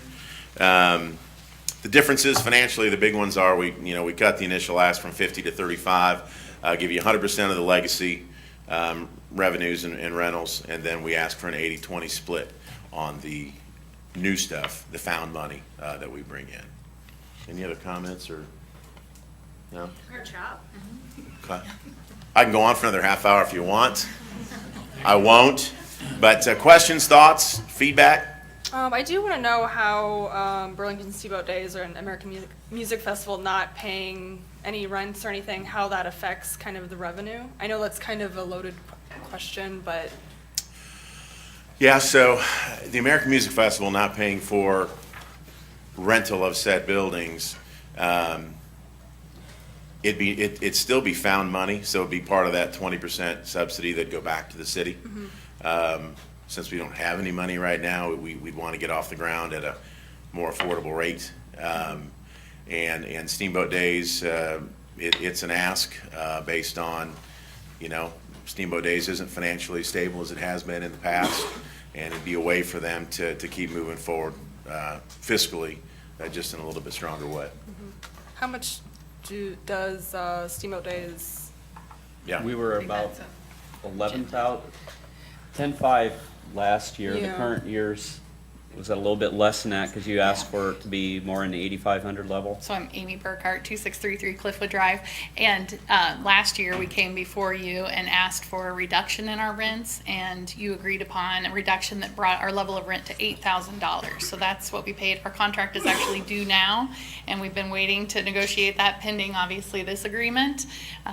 So we're ready to come again with that contract. This term in the contract, this is the first time that we've seen it too. It wasn't part of what we had initially proposed. It came back in the version that was brought to us at the end of last week. I think it was in the initial proposal, but it wasn't in the contract. It wasn't in the contract. It was in the initial proposal. And the 35,000 is something that got added to the contract, which is part of the proposal. But we hadn't been talking about the 8,500 when we were talking internally, but that is something that is certainly under the purview of how you want to deal with this. One of the other things to think about as you're talking about this, providing alcohol rights to Burlington Steamboat Days, if we look at, I don't know what that's going to amount to for revenues for them.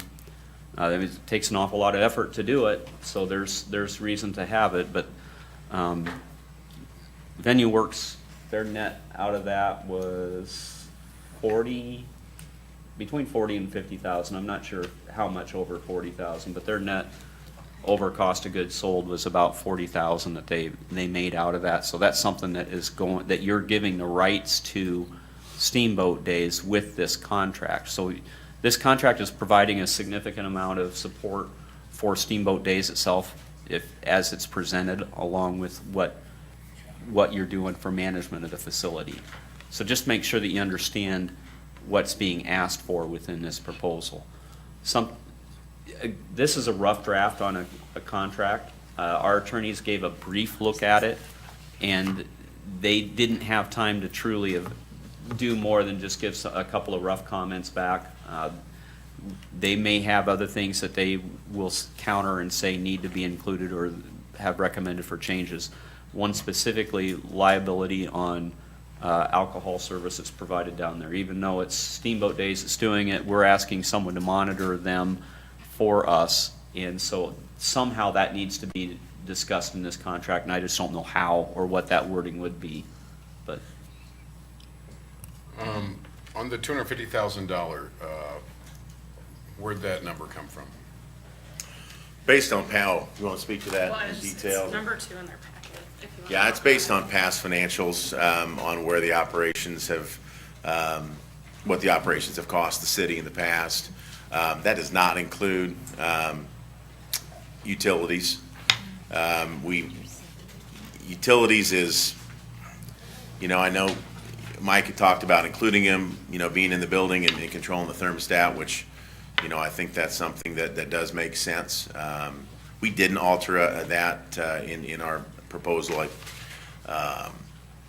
But it's based on past financials, on operations cost, which includes salaries, marketing, upkeep, et cetera. I don't know if you want to speak to greater.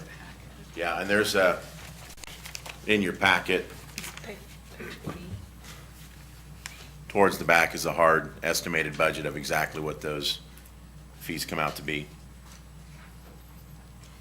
But the lion's share of it is salaries for local folks. So you guys don't want the beer license, is that right? AMF? AMF does not know. So then you're asking for $250 from the city and $70 for the utilities, but then you're giving away the money for the beer, the $40,000? Partnering, absolutely, based on the fact that they're going to do it. As opposed to another entity coming in wanting to do it that would, unless they have the volunteer force that's all licensed and prepared to do it, that's the big hill to climb on the beer sales is running it, the work. So Steamboat Days comes to us, AMF, and says, first of all, they've done it forever, right, up until the last 3 years. So they've got the capable volunteer force, they'll hold the dram shop, they've got the equipment, the know-how, and the manpower, so it makes sense for them to get that revenue. Which, again, that's not asking for anything new, that's something that they had up until VenueWorks. But when VenueWorks had it, they used that money to help pay expenses. Is that right? Where you're just giving it away. So just speaking on behalf of Burlington Steamboat Days, since I'm not on the AMF board, but I am the president of Burlington Steamboat Days, that is, again, part of this piece of supporting a 56-year tradition in our community that does provide a significant economic impact to our community. And kind of similarly to how we've addressed that there are needs for specific skill sets to make these buildings a go, the alcohol concession is also a skill set that our volunteers have.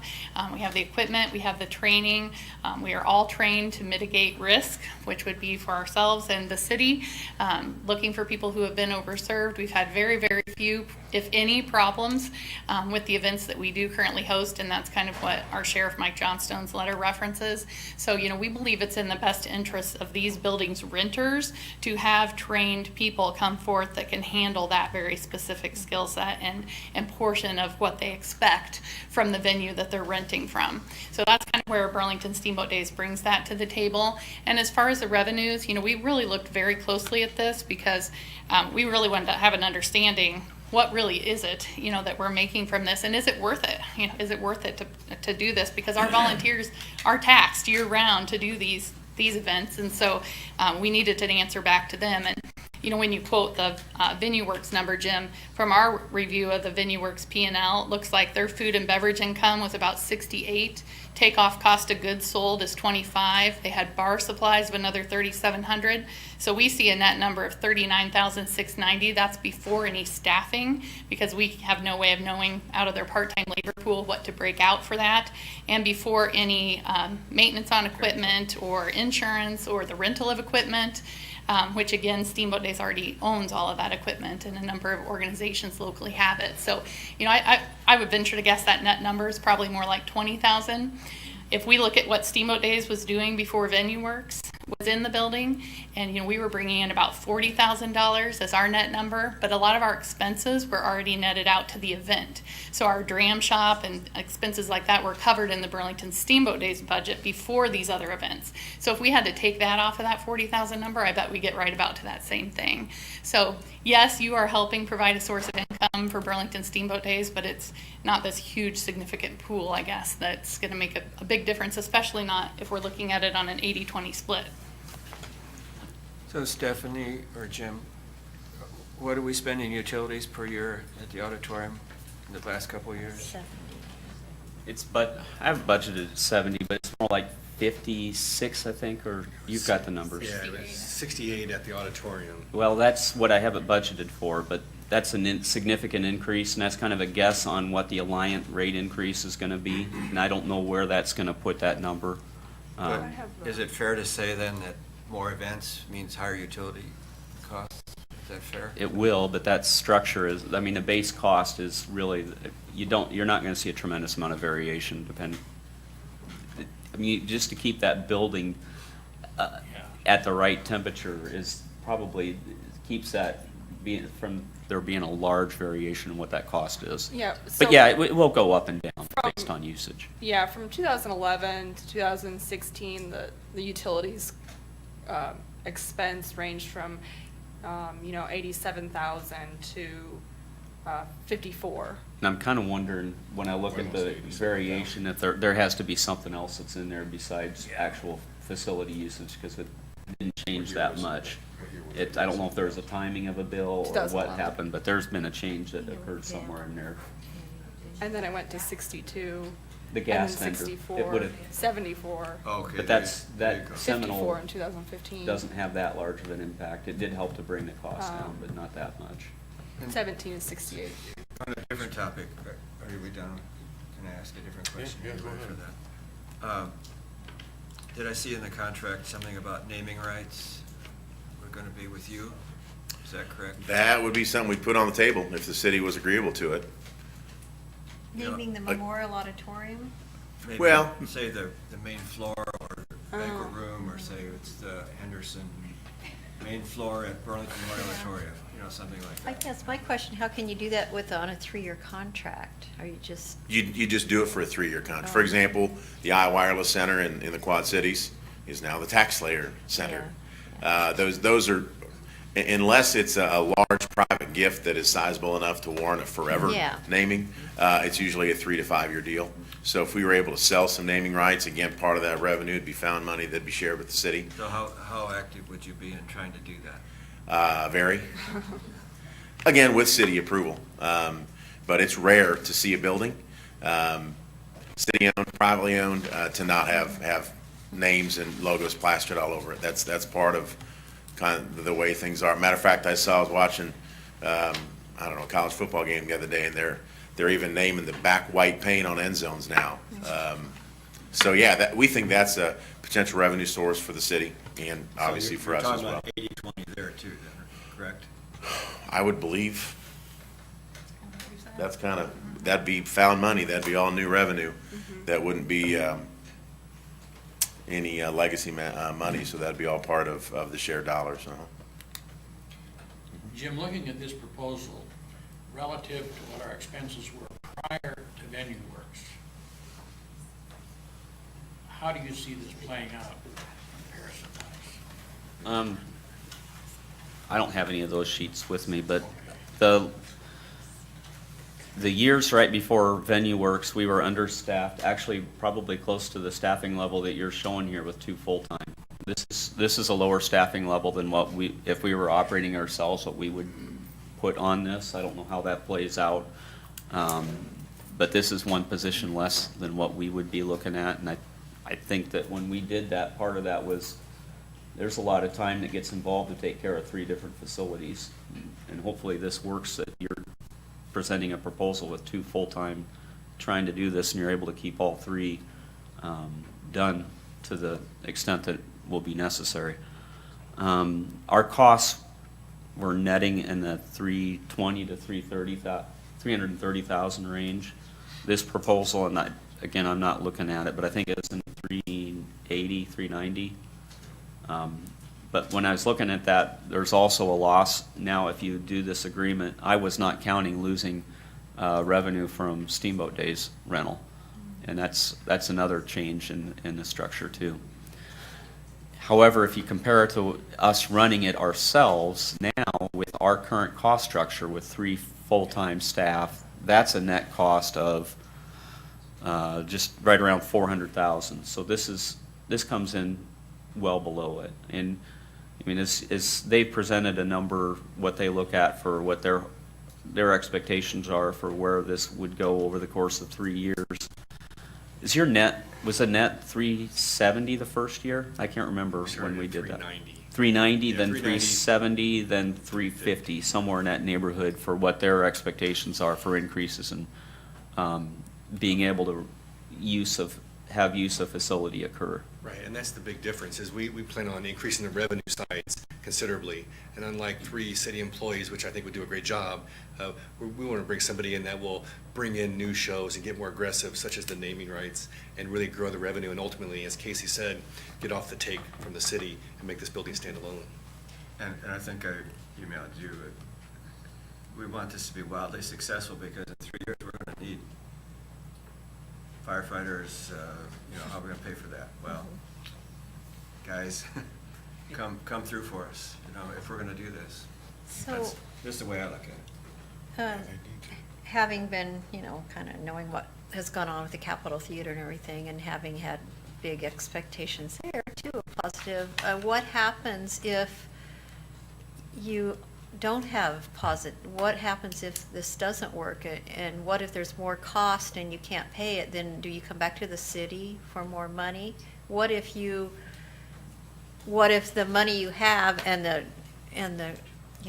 the events you have don't pay the bills? What are you going to do then? It's a fair question. We have to make it work. We just have to make it work. We've got to bring in the right team and get aggressive and. But I mean, what if you end up the year with a negative number? Do you come back to the city then? Well, based on the. What would you do if you had a loss? What would you do? So the way it has been done elsewhere with the model that we're looking at is you build all that in before you have an event. So if you have the right sponsorship and annual support from your folks, whoever that may be, business members, trusts, et cetera, you go in with a break-even mentality where, and I know it sounds very, very good, but the way it's being done elsewhere is a show is paid for before it happens. Mm-hmm. So they've got enough sponsorship dollars to cover the cost, the base cost. And then if nobody shows up, nobody buys any beer, there's no money made, but there's still no money lost because all the previous dollars were already put in to pay for the dance troupe or the country band or whatever. So the way that the model they're using in the other municipality is they raise and they have X amount of money. That's how much they can spend to go out and bring stuff in. And again, they're doing that based on assuming that they can cover their costs with the sponsorship and the funding they get from municipalities and or private entities. And then anything that's made above and beyond that is then profit. If I put my promoter hat on a little bit, that building seats roughly 2,000 people. When we promoted shows, we never, ever thought about 2,000 people. We only thought about between 900 and 1,200. And we had to get to that number before we even knew that we could promote it because we weren't in the money-losing business, as most people aren't. So that's how we were successful with that. We'd garner enough support before we booked the act to know that we only needed to sell 900 tickets to get past that. But the difference will be that you'll have to bring in more events and keep asking for more sponsorships, and that's where the dice are rolled. Yep. Because if I'm a sponsor and no one shows up, you're going to have a hard time getting me to sponsor the next one. Right. Well, or if you ask the same sponsor over and over again, I mean, they're not going to do every single event, and I think that's what I said to Jeff. Is you have to have a huge variety because you can't keep trying to focus on the same group of people for every event. That's right. I'm sure I'm not telling you anything you don't know. Right. It's not easy. You're right, Jim. It's a great question, Becky. We have to make sure that we don't lose money. And we've got to be smart, and we can't be as risky as we'd like to be because we don't have the money to lose. Yeah. So it's a fair question. Well, I think it's easy to put together a pro forma, but to make it work, it's a lot of work. The expenditures that you submitted in there, is that your anticipated full expenditures? All the event-related expenditures are not in there. Programming, entertainment, salary. That's right. No, okay. there are more expenses that we will have if we're successful promoting new acts and more acts. And what we found out was we don't turn the spigot on and have acts show up January 1st. It's going to take time and get on their calendar 6 months, 9 months, maybe 18 months to get some of the things we want. So as we're successful in getting them in, we will have more expenses. That's what you're asking. And then we use the expenses from Venue Works for the last year. And just a point of order, the actual utilities on Venue Works P&L for the year was $68,855. Okay. To touch on that a little bit too, is there's two different ways you can book a building if you're a promoter or an event organizer. I think the terminology in that industry is either the four-wall model or the revenue model. Some places you go and you say, hey, I want to have an event at your building. What's the cost? Some places that cost includes sound, light, security, cleanup, and everything. In our building, it doesn't. So, in theory, when it works right, you pass all that expense on to whoever's putting the show on. Exactly. Right? So, at some point, if we could get to a point where we could give somebody a flat number of it, if you want to come in and do a show here, it costs this, and you build all your expenses into it. That number is going to be a lot higher than just renting the building. You just want to rent the building, have a party in there, and hire a DJ or somebody to play guitar and sing. That's a lot different than trying to put on a civic music event or a concert where you're trying to put 2,000 people in there. So a lot of the expense moving forward is going to be tied to who wants to come in and do events there. We don't have the money. The city doesn't have the money. Our expenses are based on those that are shared, the hard expenses of keeping the building open and keeping it staffed. The expenses beyond that, which is why, and I know it's a little bit kind of hard to wrap your mind around, but I don't think we're not going to be out spending a bunch of money to book shows. You know, we're going to be reaching out to other people that's what they do. There's thousands of promoters out there that's what they want to do. They're trying to sell you shows to get them in your building and make money for X amount. Which Capitol Theater, I mean, that's an example. You know, the Washington, there's people coming through all the time. So one of the questions is, how come Venue Works wasn't successful? How come they didn't get shows in here and fill the place up? They're doing it in Ottumwa. They've chosen to do it in Ottumwa. They've got two pretty sizable shows in Ottumwa that are going to sell out. I don't know why they didn't pitch those shows to Burlington, or maybe they did, and I don't know. But it's working in Ottumwa. If it can work in Ottumwa, it can work here. I mean, I was part of, again, over 50 shows in 10 years down there, and we only lost, or didn't break even, well, okay, lost money on maybe 10 of them. Not going to make money on every single one of them, but if you can on the majority, I think we can be successful. I guess the main thing, you have your base budget, which covers the majority of your fixed costs, and that is what the subsidy is based to cover. Correct. You're going to have flexible costs that your ability to successfully do will be based on your ability to have successful events. Right. But your base costs you have covered with the subsidy. Yep. And that is one of the differences between the capital. It doesn't guarantee that it's going to turn a profit, but at least the subsidy is what's getting them to a position Yes. where they can. But still, the subsidy is a set dollar amount. Yep. Yeah, And by contract, so then they can't come back and say.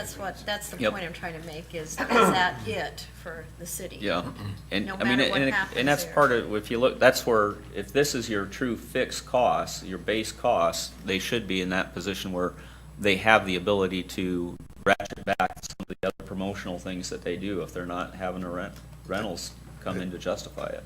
Yeah, that's exactly right. We got to the 250 by taking last year's expenses off, and then we took 70 for the utilities, another 70 for the overhead and HVAC and operating expenses, and that left us at the 250, which should cover the anticipated expenses. I guess, the reason I'm asking is because of the citizens, that I want to be sure that that the expenses that we are budgeting, that will be it. There won't be any surprises.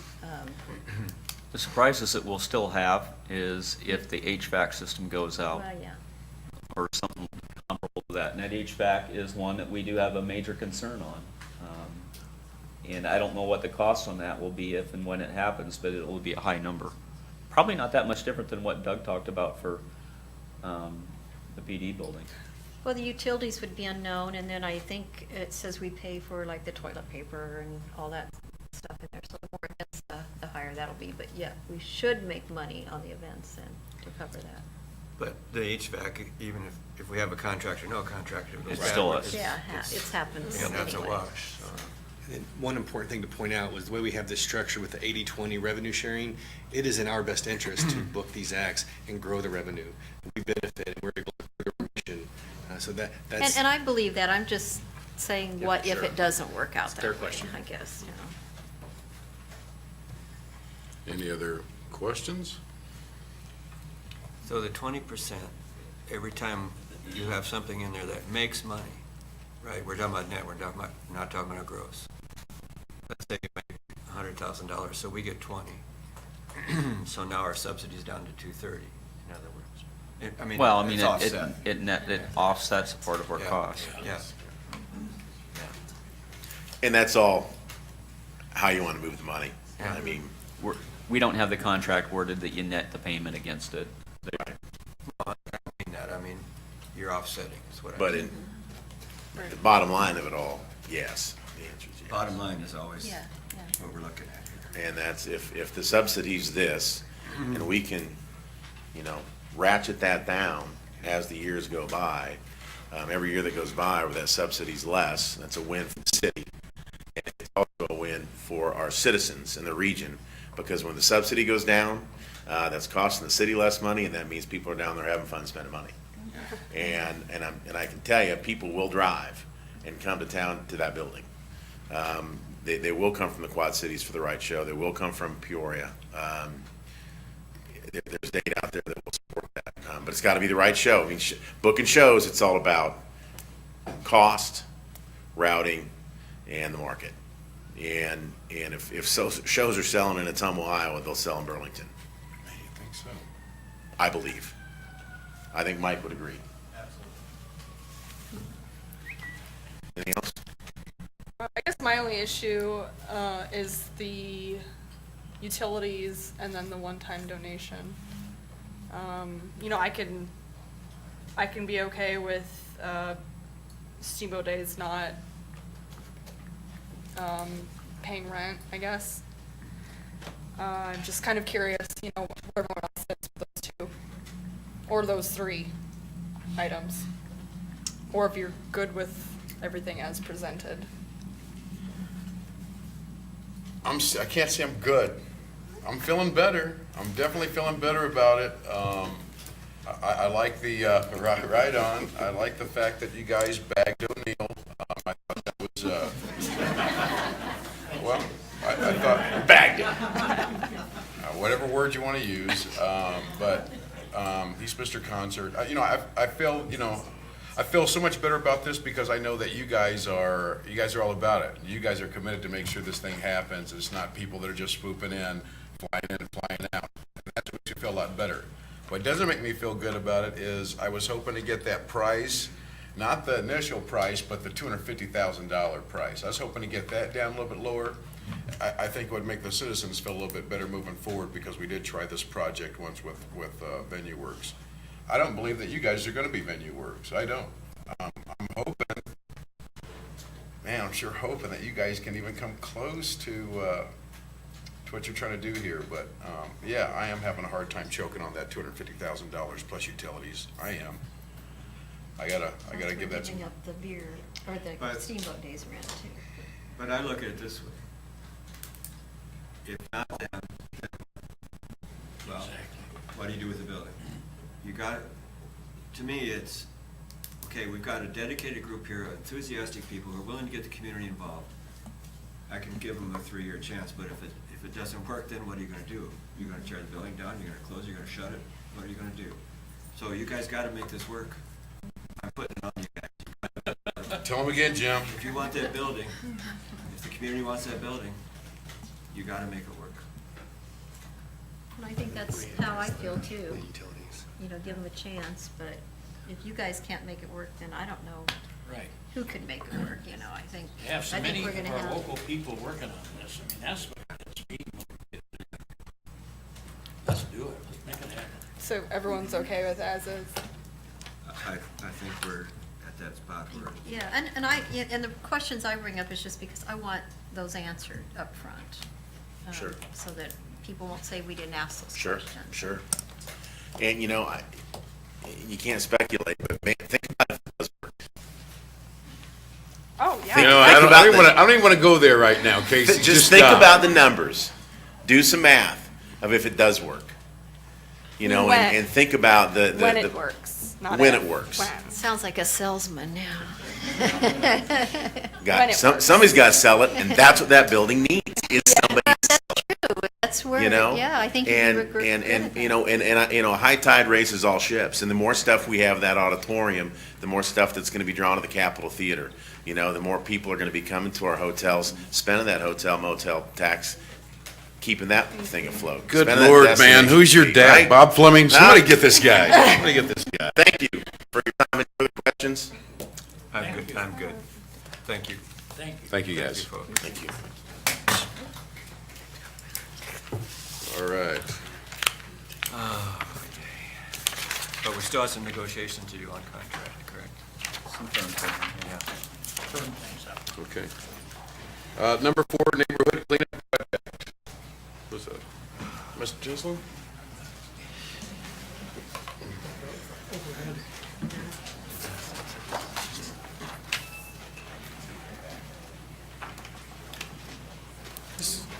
Wanted to talk briefly, last year we did a fall cleanup down along the riverfront where we had some dumpsters and one day able to bring in some trash or items throughout your yard or house that weren't able to get rid of through the spring cleanup or just through the normal trash setup.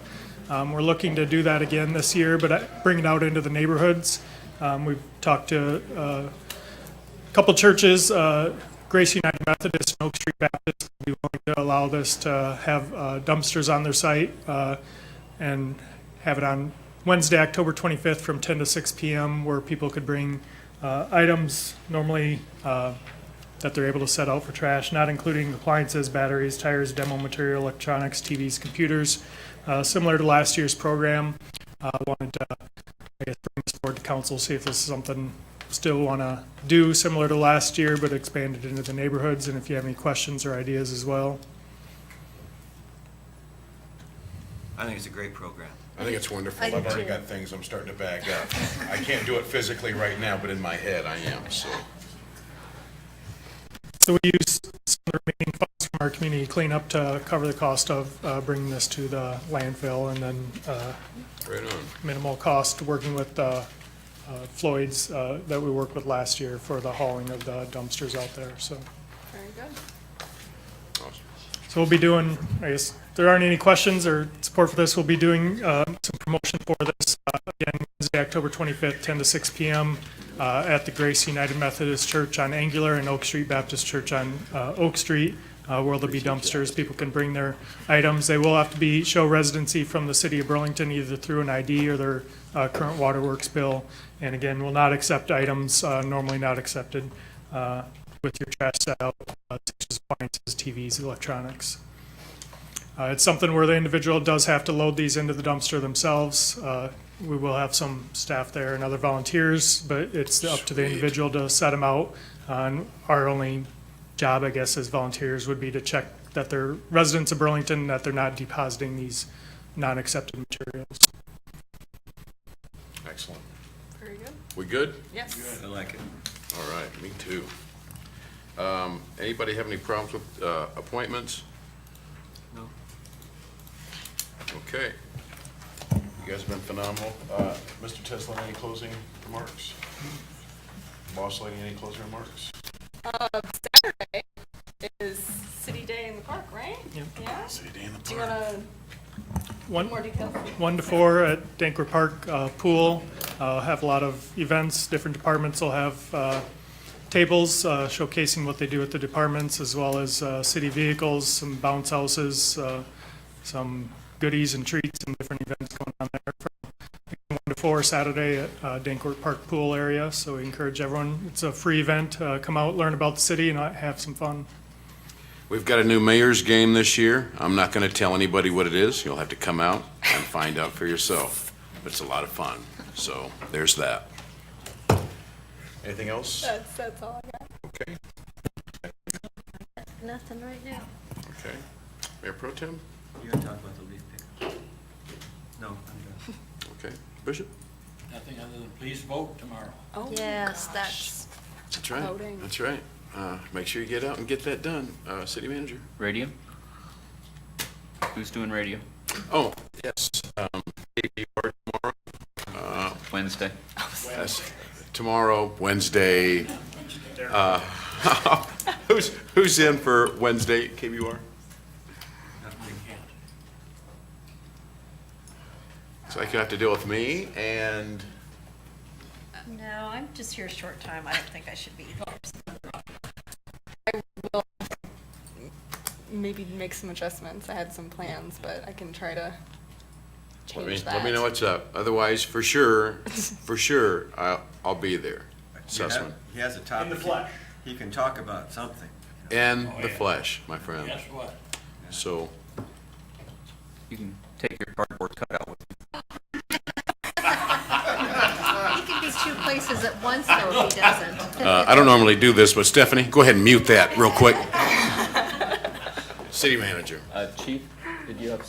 I did have a few things, if you got just a few more minutes, I know it's been a long night, busy night, but I kind of put together a quick list, just in light, I know that you've asked before about recruitment efforts, I wanted to give you a little update on that, and community outreach efforts, I know that's been discussed lately, and I thought we were putting the word out there, but maybe we need to put it out there a little better, so just briefly, I kind of try to put a list together, this isn't all inclusive, but it's the best that I could come up with today, but as far as our recruiting efforts in middle school, high school, and college, we do career fair days in all those locations to promote the department, not only for the department ourselves, but just law enforcement in general, the sheriff's office, the Burlington Police Department. The PD Explorer post through the Boy Scouts, it's a very active program. We have several explorers now that are participating in the program. They get together about once a month down at the police department. So again, to promote the department, our internship, college internship program at Western Illinois and Southeastern Iowa Community College. We've established a minority recruitment committee. And it didn't seem like at first we were having a lot of success, and then I looked back and started putting it all together, and it's been really, really successful. I mean, we've hired 3 minority full-time officers, and since then, as a matter of fact, our female minority officer today for the reserves got certified through the Iowa Law Enforcement Academy, so really exciting, super exciting. That's been the process. Meetings with the NAACP to discuss opportunities and recruiting minorities to test, and with that, through the recruitment process, we partnered with Workforce Development, and anybody that's struggling with the test, the written portion of the test, we've been able to put together a program and establish a way that they can go out there to improve their skills to help them pass those tests, versus just showing up to take it without a clue as what's going to be on it. That's not fair to anybody. So we're working on that. Different presentation to our neighborhood groups and church groups to increase awareness and gain feedback on the issues that face us with our minority recruitment issues. I mean, and what can we do to improve those, to get feedback. I talked a little about community college, but through the criminal justice, we have a curriculum director out there that we've partnered with. We actually have some of our detectives that'll go out there and teach on a very, very limited basis when they have time to teach them the classes, so to get some interaction with the students that are there as well. Some brochures we put together and actually distributed those through different parts of the community. The last 3 years, and as a matter of fact, this is going to happen again tomorrow, and we're going to have people at the NAACP Justice and Disparity Summit in Ankeny. We did that the last 3 years, and again, like I said, we'll have officers at that again tomorrow to try to figure out what can we do better and what's out there that we don't know that we can learn and bring back to the department. And participating in Juneteenth and Martin Luther King Jr. celebrations to help foster those transparencies. This summer, for the first time, we hosted a Youth Police Academy, August 7th and 8th.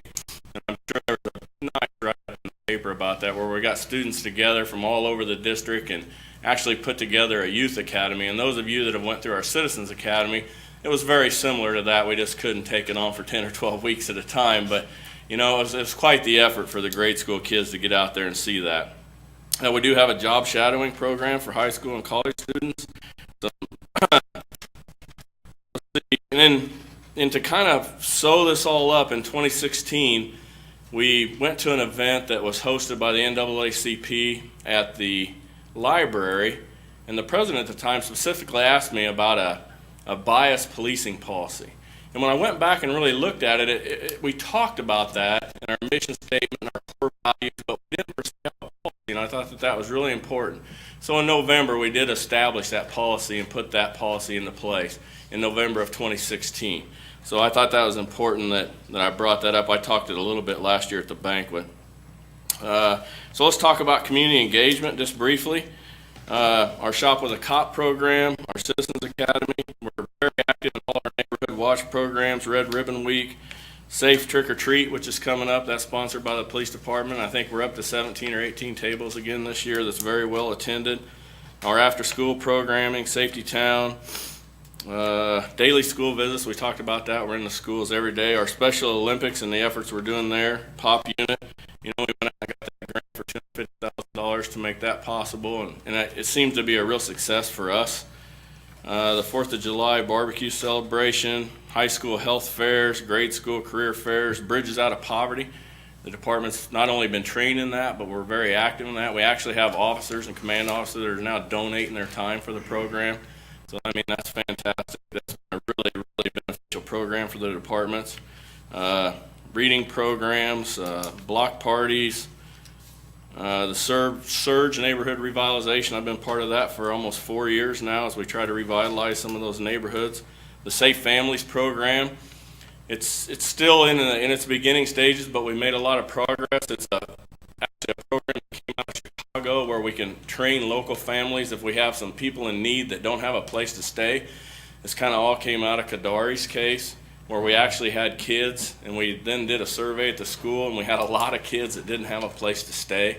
And so what do? You know, so we're putting together the Safe Families program so we can have a family maybe take somebody in and give them a place to stay for a night or two so they're not out on the streets.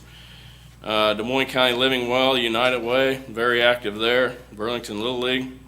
And then just briefly some of the training subjects. I know that that's been talked about here recently, but just as an example, ethical decision making, this is training that the department's received. Fair and impartial policing, civil rights in the 21st century policing, Iowa diversification, population, racial profiling beyond the black and white, ethical leadership in law enforcement, safeguarding privacy, civil rights and liberties, race, the power of illusion, looking at race relations, white like me, Department of Justice, religion, cultures and communities, implicit bias, decision making and civil rights, crisis management, anti-bias training, community policing strategies, de-escalation skills, harassment and racial profiling.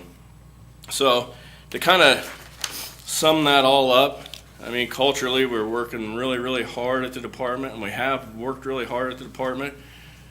And I was fortunate enough to get to attend the NAAC banquet last year, and that's a surprise to me. I don't think too many people, if anybody knows this, because it's just a personality kind of a thing, but the award was in my name, but it probably should have been in the police department's name. And it said it presented for your commitment to making Burlington a safer place to live, your openness to listening to citizens of the community, encouraging staff to learn, participate in diversity training, attend and interact with groups at forums, demonstrating a strong willingness to improve race relations in the city of Burlington. And that was signed by President Frederick Say of the NAACP. So that was kind of what brought it all together for us. And again, we'll continue those efforts every day. You know, I want the whole community to understand that we do reach out and that we are involved in this community, and we will continue those efforts. So thanks for your time. I appreciate it. Thank you, Chief. Thank you. Thank you. Fire Marshal, you had something?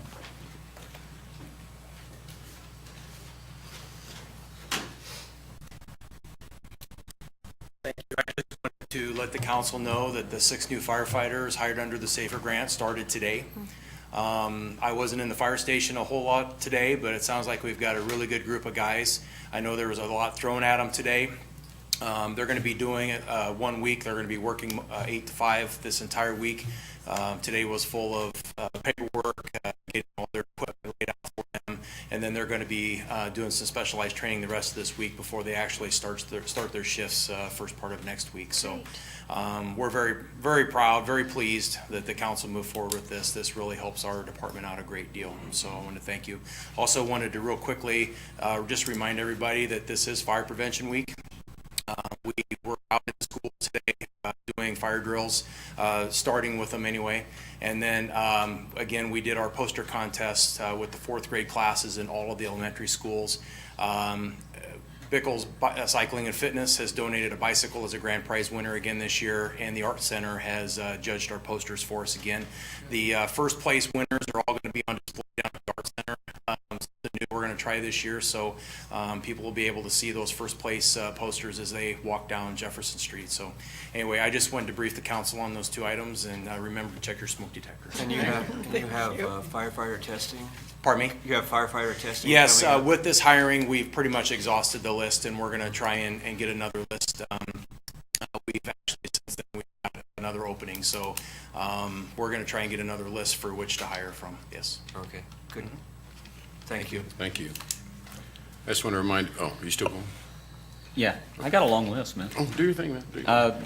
Fall leaf pickup, Mr. Fitting didn't want to speak, so I guess I will. 6-week session, that starts next Monday. So the next 6 weeks, we'll be doing fall leaf pickup. Monday would be Friday's route, would pick up on Monday, and just sort of rotate through the week. If your garbage is on Monday, then you'd have a pickup on Tuesday. This is your busy time of year, so this is something that Mr. Fitting gets stressed over during the course of the year. This and then cleanup in the spring that he just frets over how is he going to make staffing work, which is a significant issue. And just a reminder, Thursday at 4 o'clock is a special meeting, combined meeting with the planning, 4:30. Combined meeting with Planning Commission. And that was it for today. I just wanted to remind everybody to make sure they get out and vote, let your voice be heard. If you don't, well, I guess it's not going to stop you from complaining later, because it doesn't, but you ought to get out and vote. I had somebody also asked me, they said, well, it seemed like I wasn't saying I didn't have any statements to make about what's going on in our city. To clarify, the day that I got back in town, I released a statement to the Hawkeye, and it didn't go out. It was a mistake. Isn't that right, Tannerco?